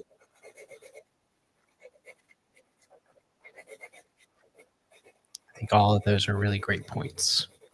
Documentation, making sure that you have as much as you can for like sales and receipts and explanation for value and history of the value is going to help your insurance. So, but at the same time, the best thing to do to get around any of it is to make sure that how you're packaging your work could like go through a hurricane,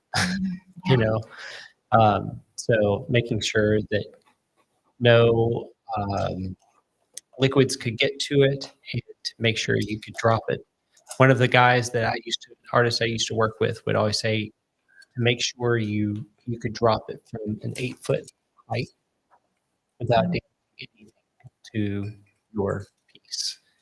And then just putting fragile stamps all over it like a million times, even though like they probably don't really pay much attention to it. The more you have on it, the more they probably would pay attention to it. Yeah.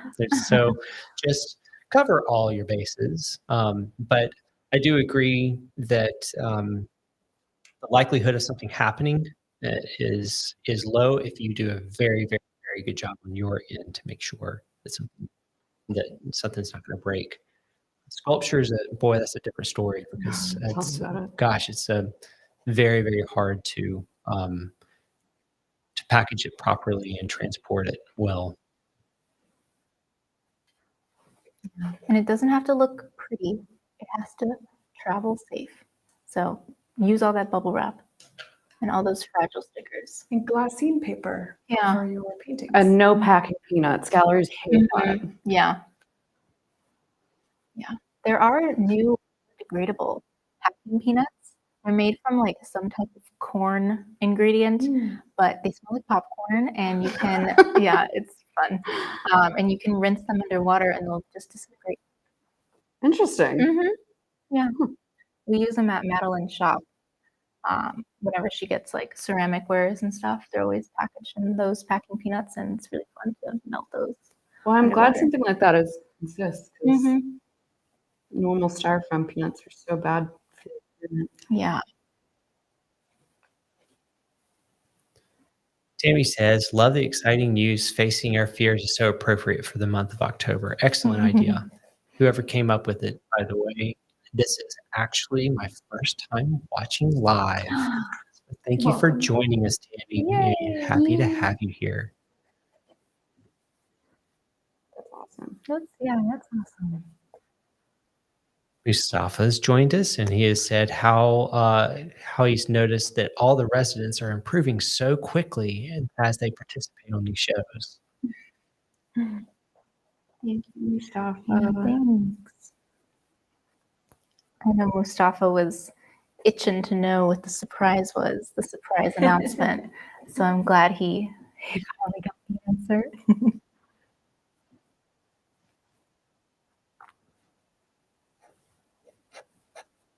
And Dylan, who was asking the shipping questions, gave everybody a 2 thumbs up. Nice.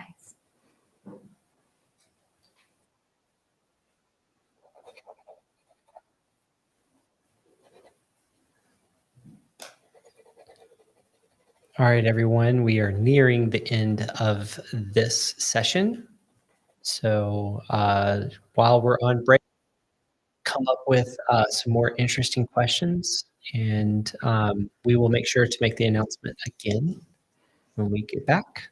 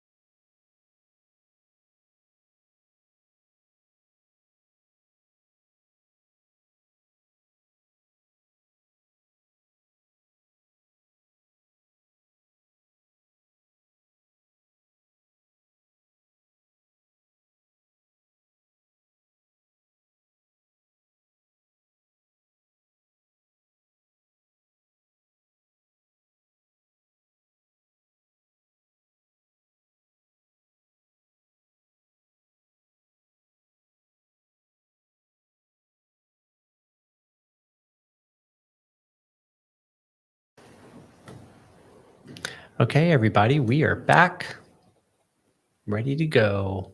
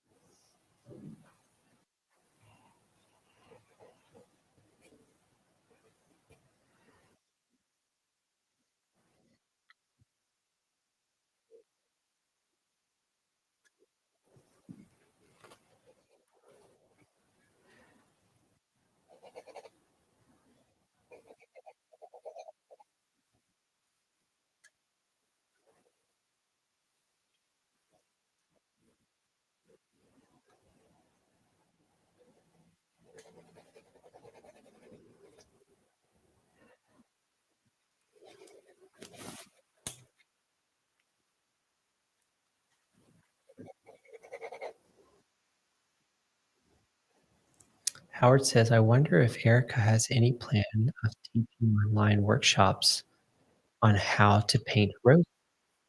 Interesting. I might just have to do something.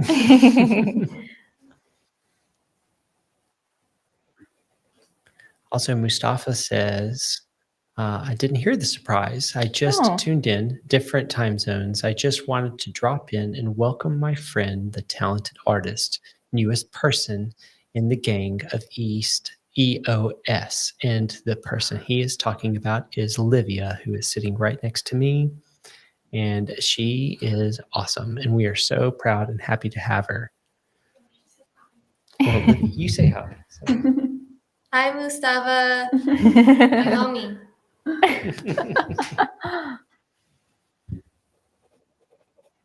Lydia's been very silent behind the scenes, helping me out back here. So any of these cool transitions you've been seeing, she's been helping me make.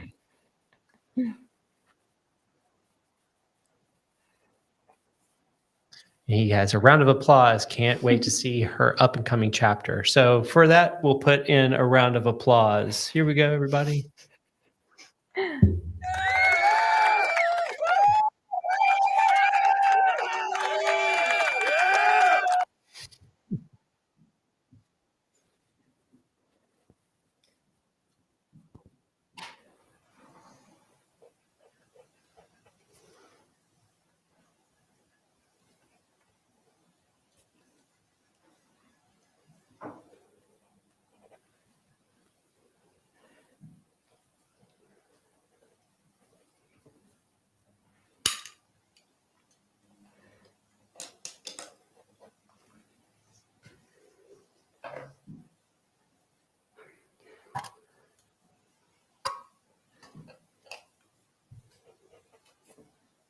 All right, so right back at you guys. What are some of the particular days that y'all are excited about with the challenges that we're doing in October? Is this an us question? Or It is. It is a us. You, all the use question. I think the one I'm most excited about is Stool of Shame Day. I Stool think of that'll shame. be fun. Which You got to explain yes, that one. there is an origin story to the Stool of Shame that maybe we'll explain on Stool of Shame Day. But it's essentially making sure that you don't stand too close to your easel. So we're gonna have, maybe we'll have the stool or we'll have like a chair or something, so you can only keep your arm extended while you paint. You're not allowed to get like up close and personal. So, because that's something that I do, I'm very aware of. So this will be my fear facing.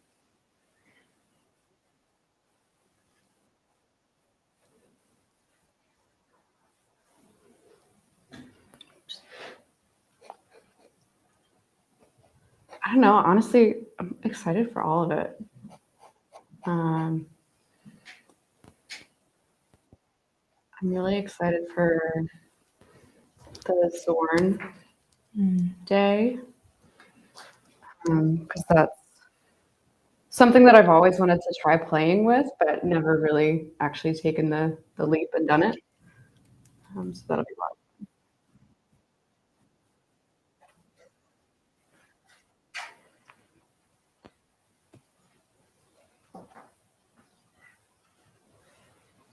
Trying to remember all the days.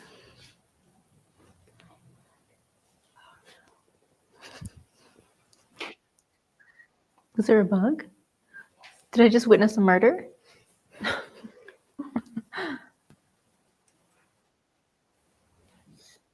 Olivia is great at so many things, including killing the bugs Olivia in the the studio. Bug Slayer. That's going to be her new title. She's just acquired her new title here at East Oaks. Bug Slayer. Olivia the Bug.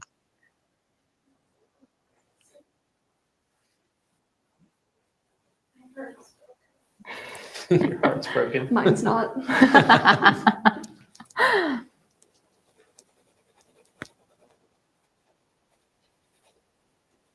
That'll be my facing my favorite day. I'm just like painting spiders.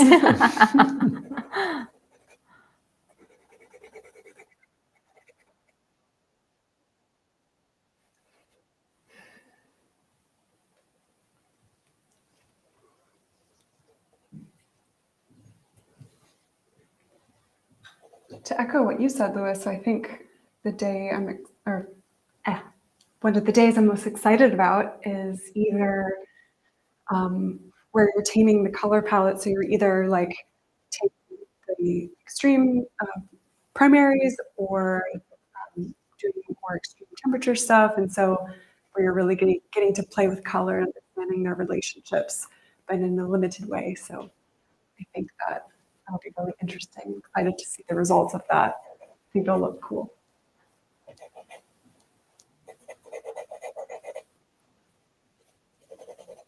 Too bright.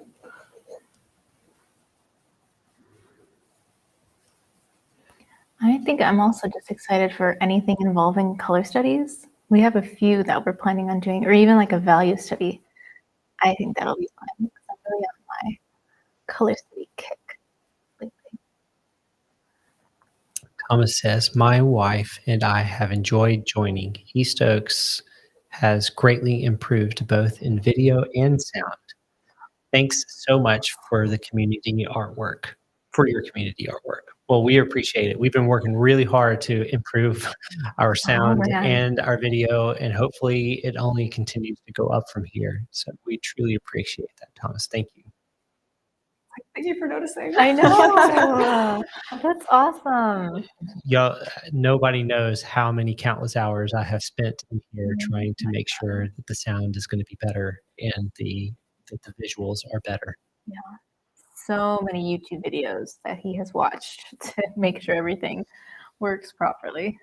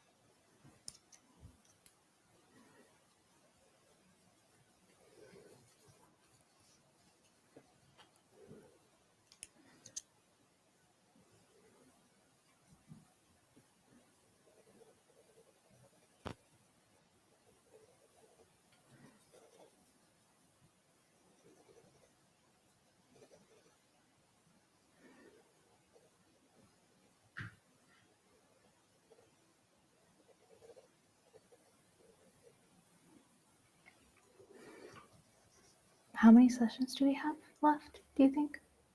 This is Two more? it. No, I'm just kidding. No, I think we have one more.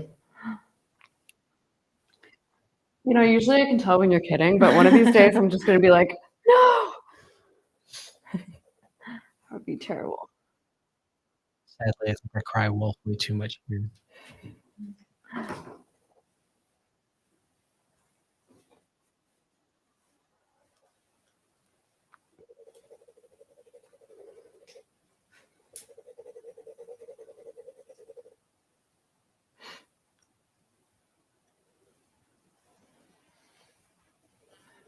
Should probably like do the eyes.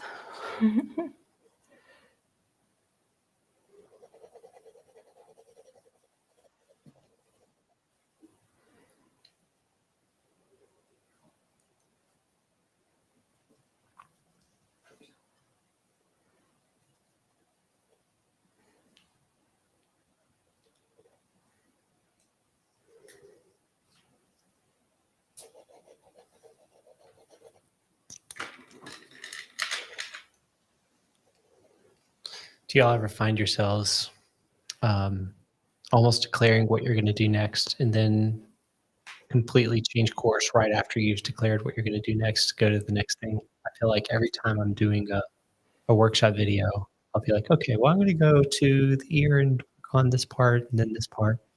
And then I'm like, you know what? I lied. I'm going to go to the mouth. I said I should do the eyes, not that I would do the eyes. It is so common. I feel like it happens to me all the time. It's like my brain does not want to do the thing I just said I wanted to do. In all seriousness, though, I'm trying to like finish the thought on the chin and get it to a point where it's like okay resolution. And so since I'm not quite there yet, I don't want to move on to something else before it makes sense. Mm.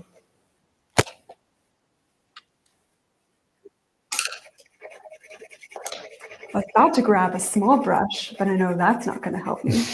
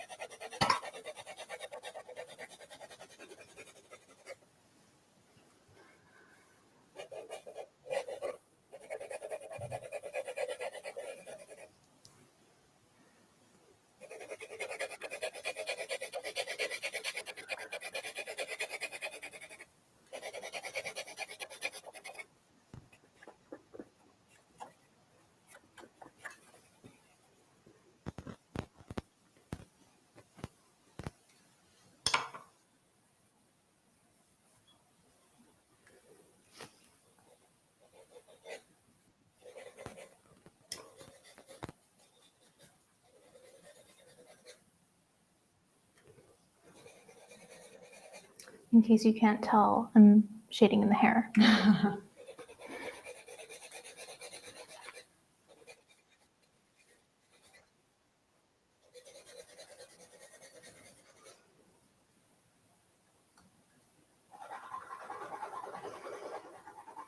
of a funky sound. What's going on with that? I'm ready to hear some beatbox. Yeah, right? Well, you are the DJ. Yeah. Yeah, really. I'll give you a beat.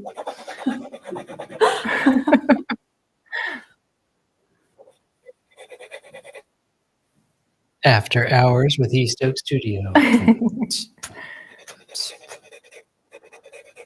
Sad trombone noise.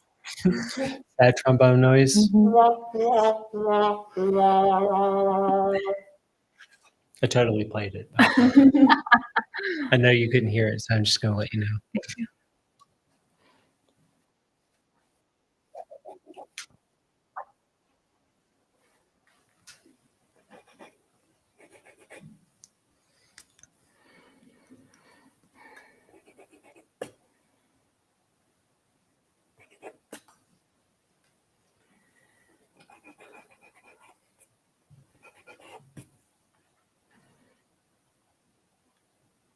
I have these like pastel pencils that I'm kind of tempted to try to use in the cheeks.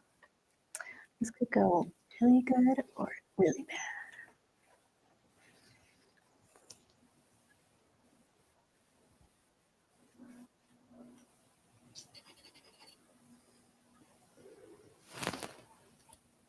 Go for it. I'm testing right here so I can see how it blends. That's not bad, actually. All right.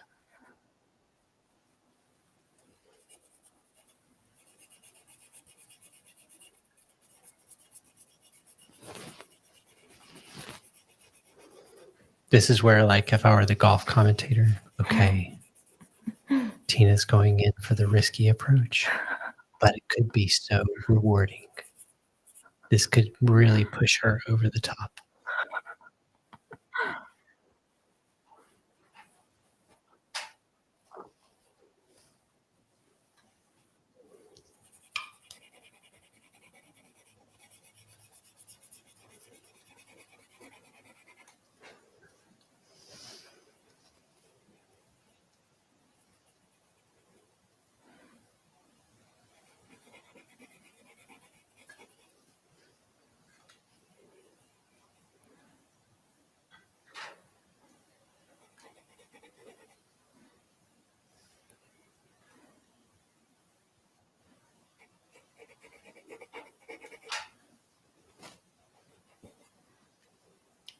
It's actually not that bad. I don't know if you can see it that well on the camera. It's very subtle.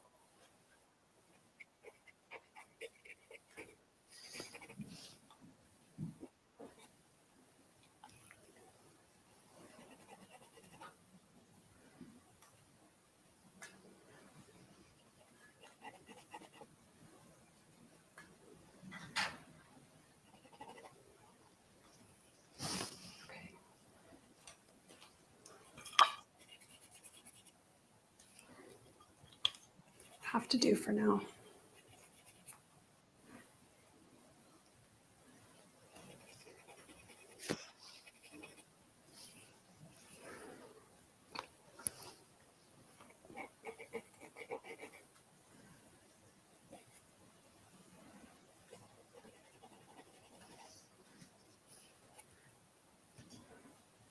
So Jose has a comment.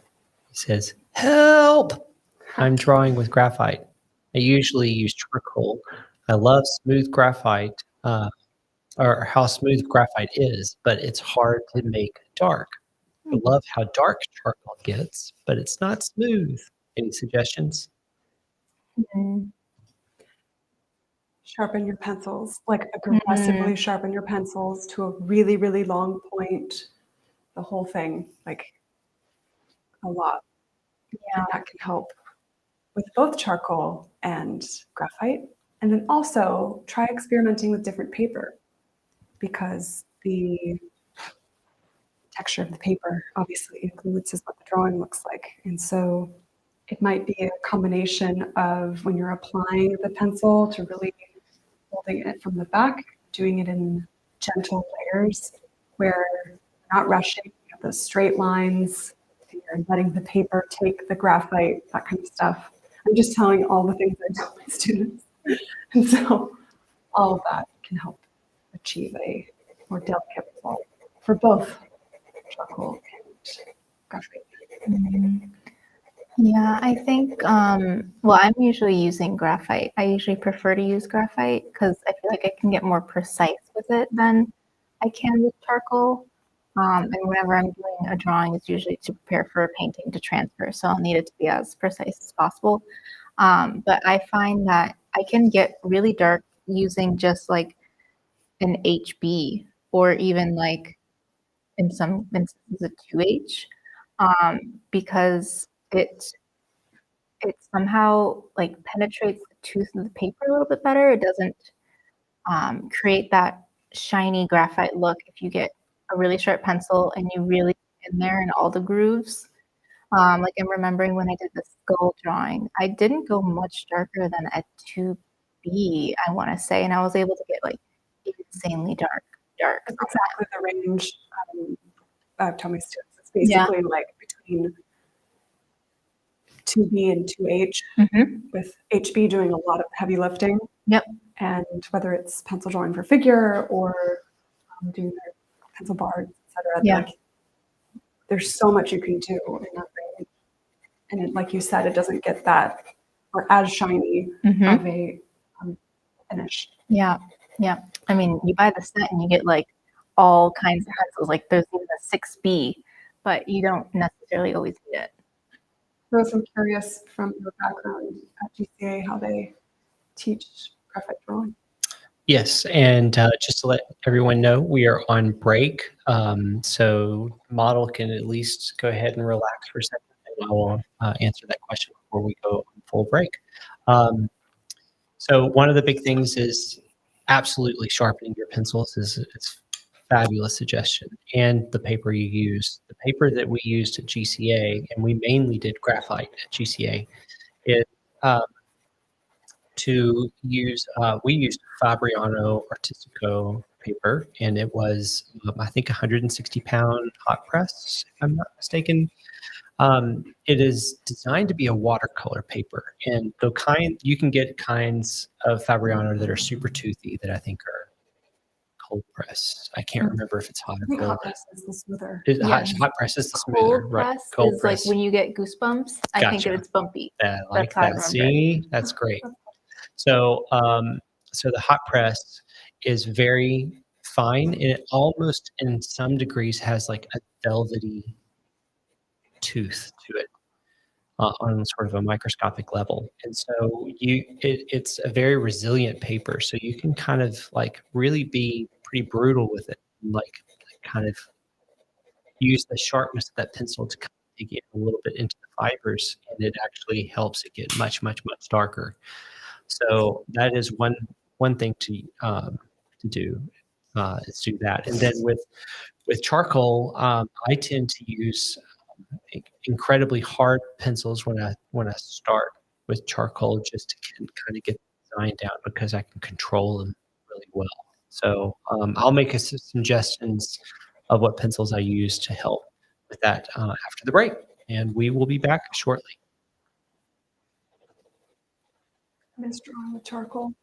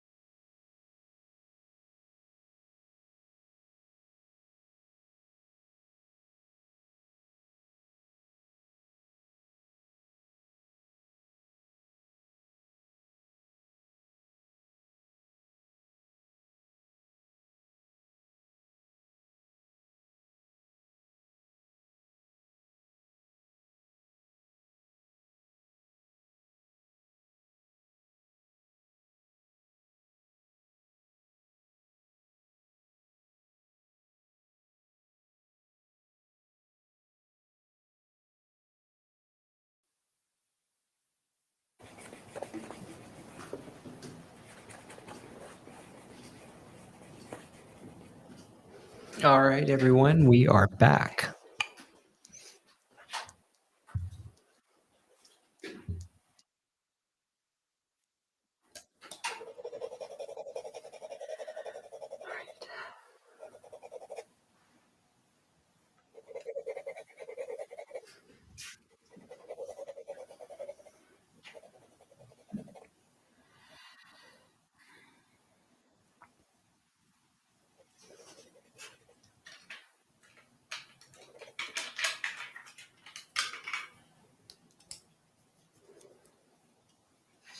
All right, Jose says, thanks to everyone. I'm off to sharpen my pencils. Jose,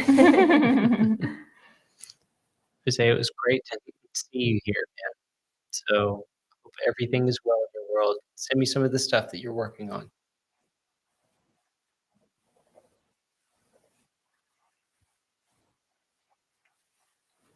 Your pencils should be so sharp that they would be considered a deadly weapon through TSA.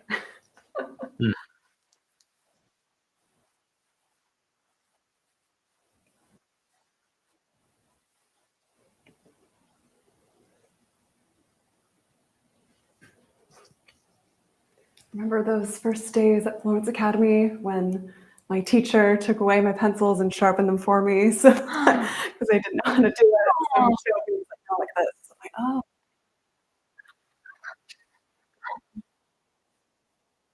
Then there's always that person who makes 1.5 foot long lead, that's it's the real deal. it's the real deal. That they spent their weekends, several weekends on to get them perfect. The fear I always have with that is when you drop them, Mhm.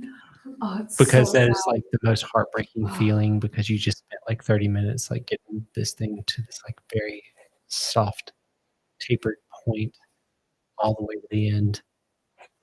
So I just eventually it was just like I can't do it anymore, because I kept dropping my pencils and kept breaking them.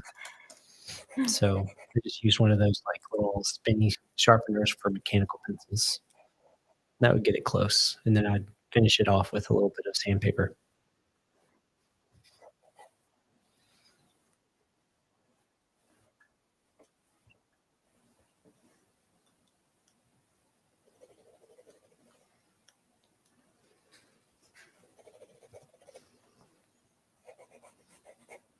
Okay, eyes, focus.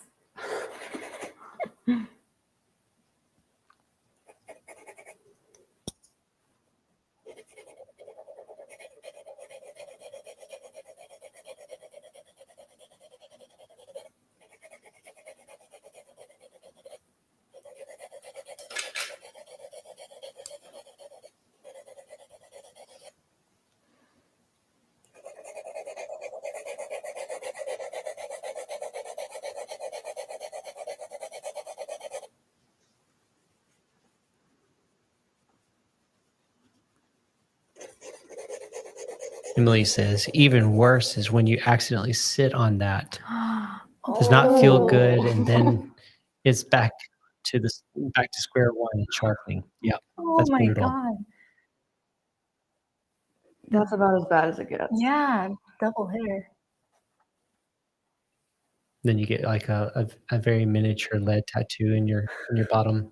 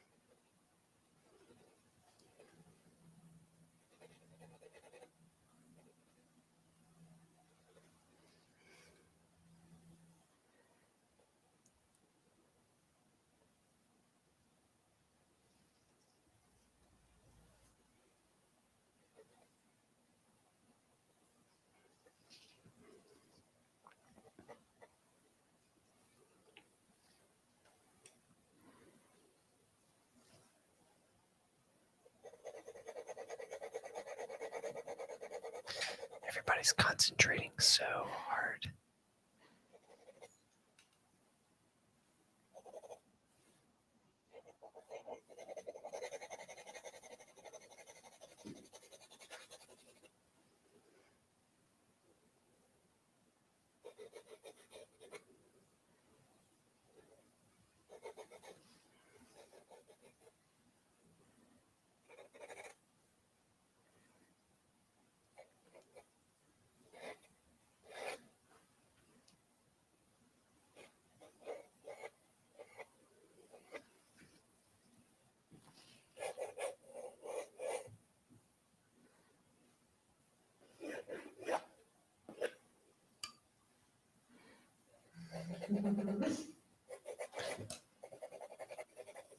So Sam asks, for $1 million, would you paint a Renaissance type fresco on a building dome ceiling? This is Sam McLemore. For a million, would I paint the ceiling? For $1 million, would you paint a Renaissance type fresco on a building dome ceiling? Basically, would you paint the Sistine Chapel? Yes. I would Hell pay yeah. anything for $1 million. Yeah. Oh, yes. That would be fun.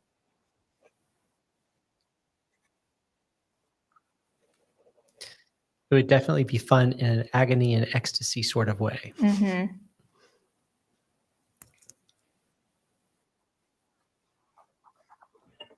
It would be fun like at the very beginning.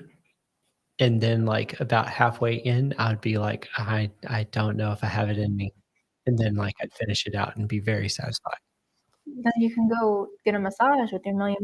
Yeah, right. Maybe she didn't say it had to be done well. In Bora Bora. Yeah. Oh yeah, she did. That is true, Sam. You did not say it had to be done well. So I'd just be putting like big stick figures, Yeah. touching fingers with each other in the creation.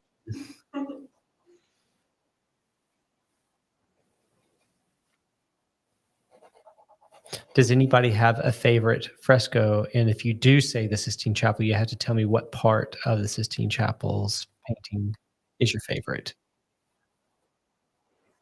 I don't know many frescoes. I'm trying to like rack my Yeah, I memory. know. Yeah, I know There's you. so while, many. while you're painting the I'm eye. painting the eyes. Thank you. Yeah. Let's go ahead and give her the hardest question right at the end. Well, Judgment Day is pretty fascinating. So maybe that one. Is that the one in the Duomo?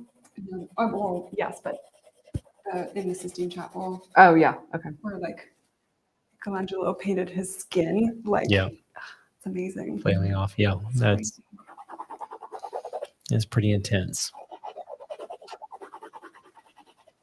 I mean, I don't know if that's like my favorite one, but Well, It's it's pretty very memorable. intriguing for Yeah. you. Yes.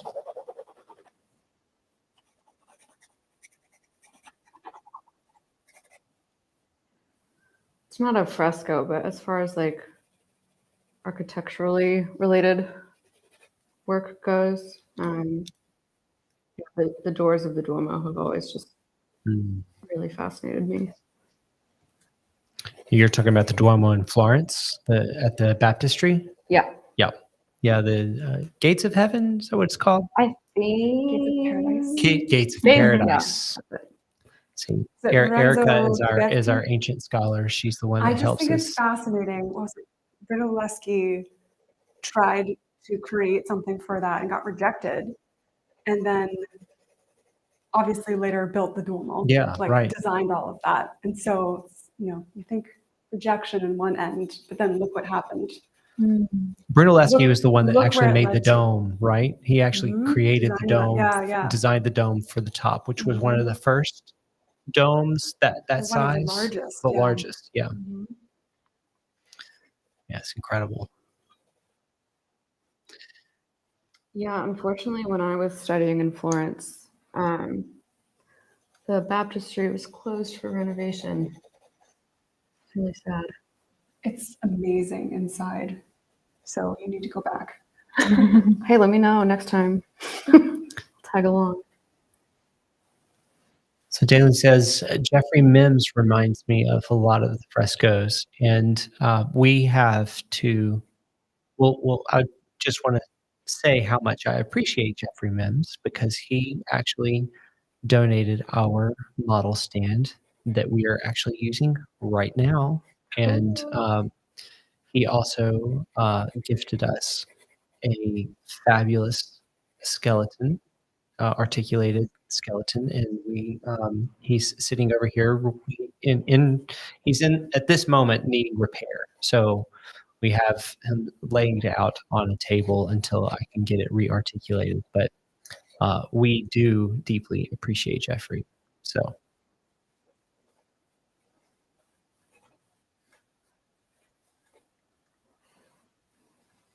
and he was a great fresco painter, or is a great fresco painter.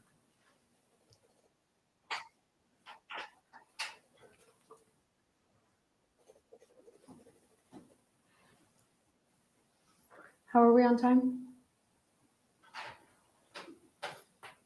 9 minutes. And counting. Oh boy. Good decisions.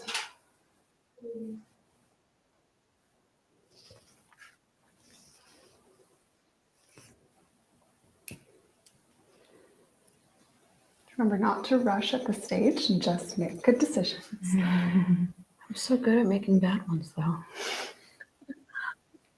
Leaning into it. Lean into it. Yep.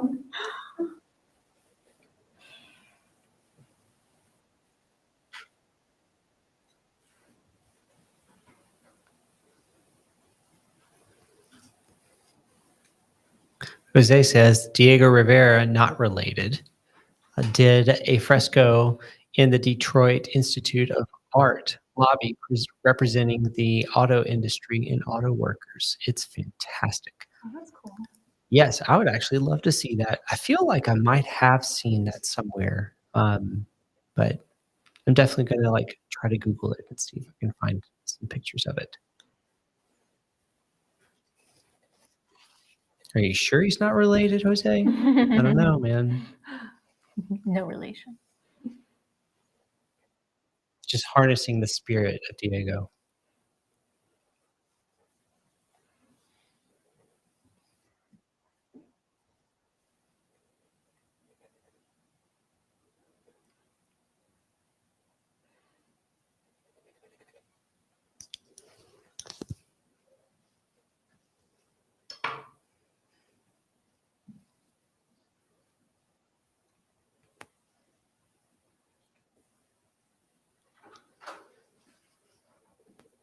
Jose says, I wish. Well,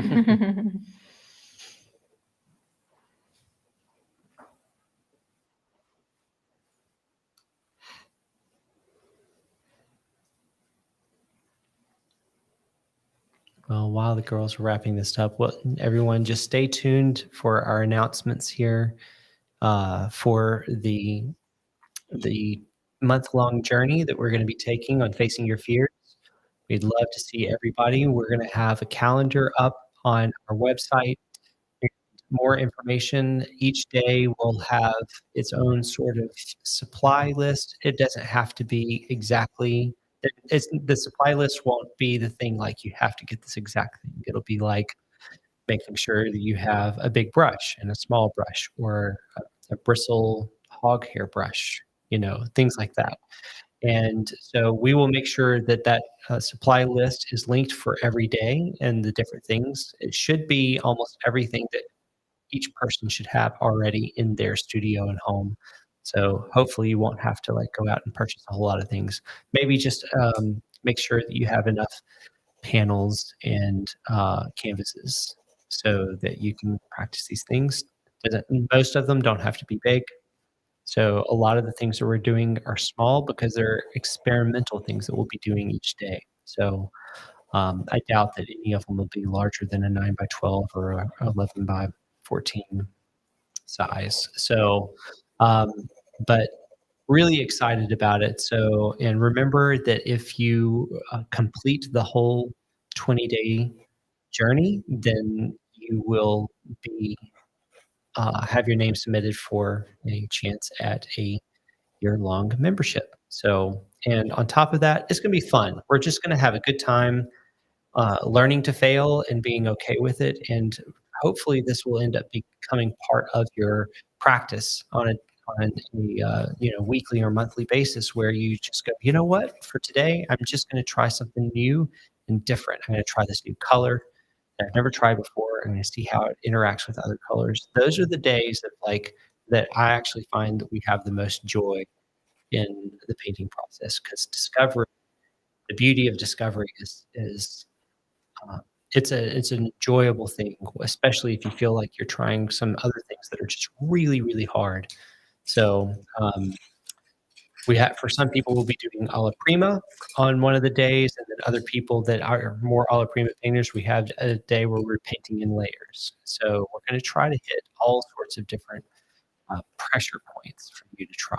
So um, stay tuned for more. And if you're not a part of our email list, we will be making more announcements. But this is not necessarily something that we're like trying to push for you to like be part of another email list or something. This is more for you to be invited to do something that'll be fun that we're going to be doing, and we want you to join us on this fun challenge and journey. So.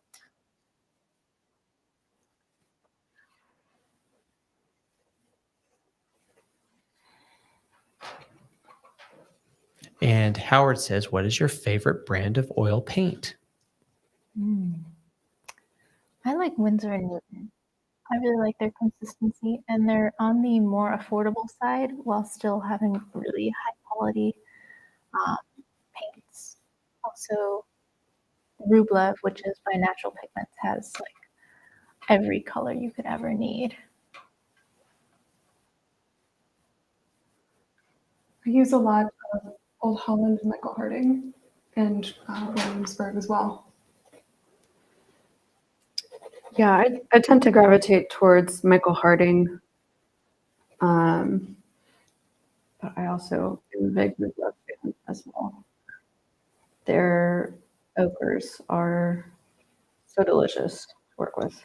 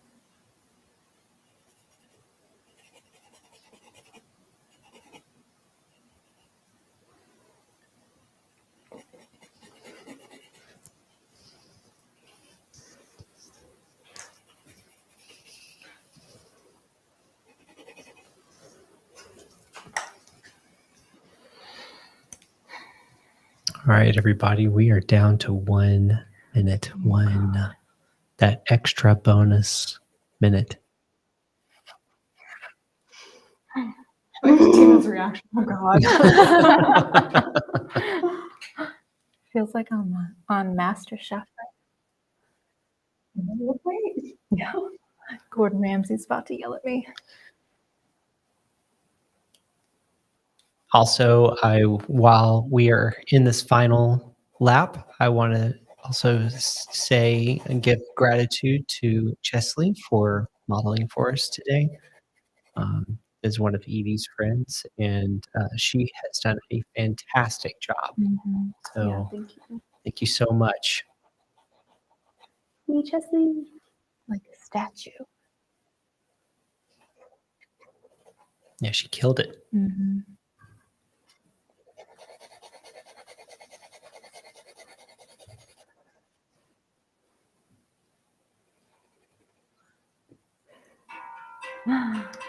All right, everybody, that is it. Everyone, thank you so much again for joining us for this yet another PFL. Getting session 37. Can y'all believe that? 37 of them. It's been great. Just yet again, if you want the reference images, you can just click the link below. It'll ask you to put your email in, and you will not only get that email, that reference image set, but the entire library of all 37 reference images for you to paint along from any of the past painting from lives.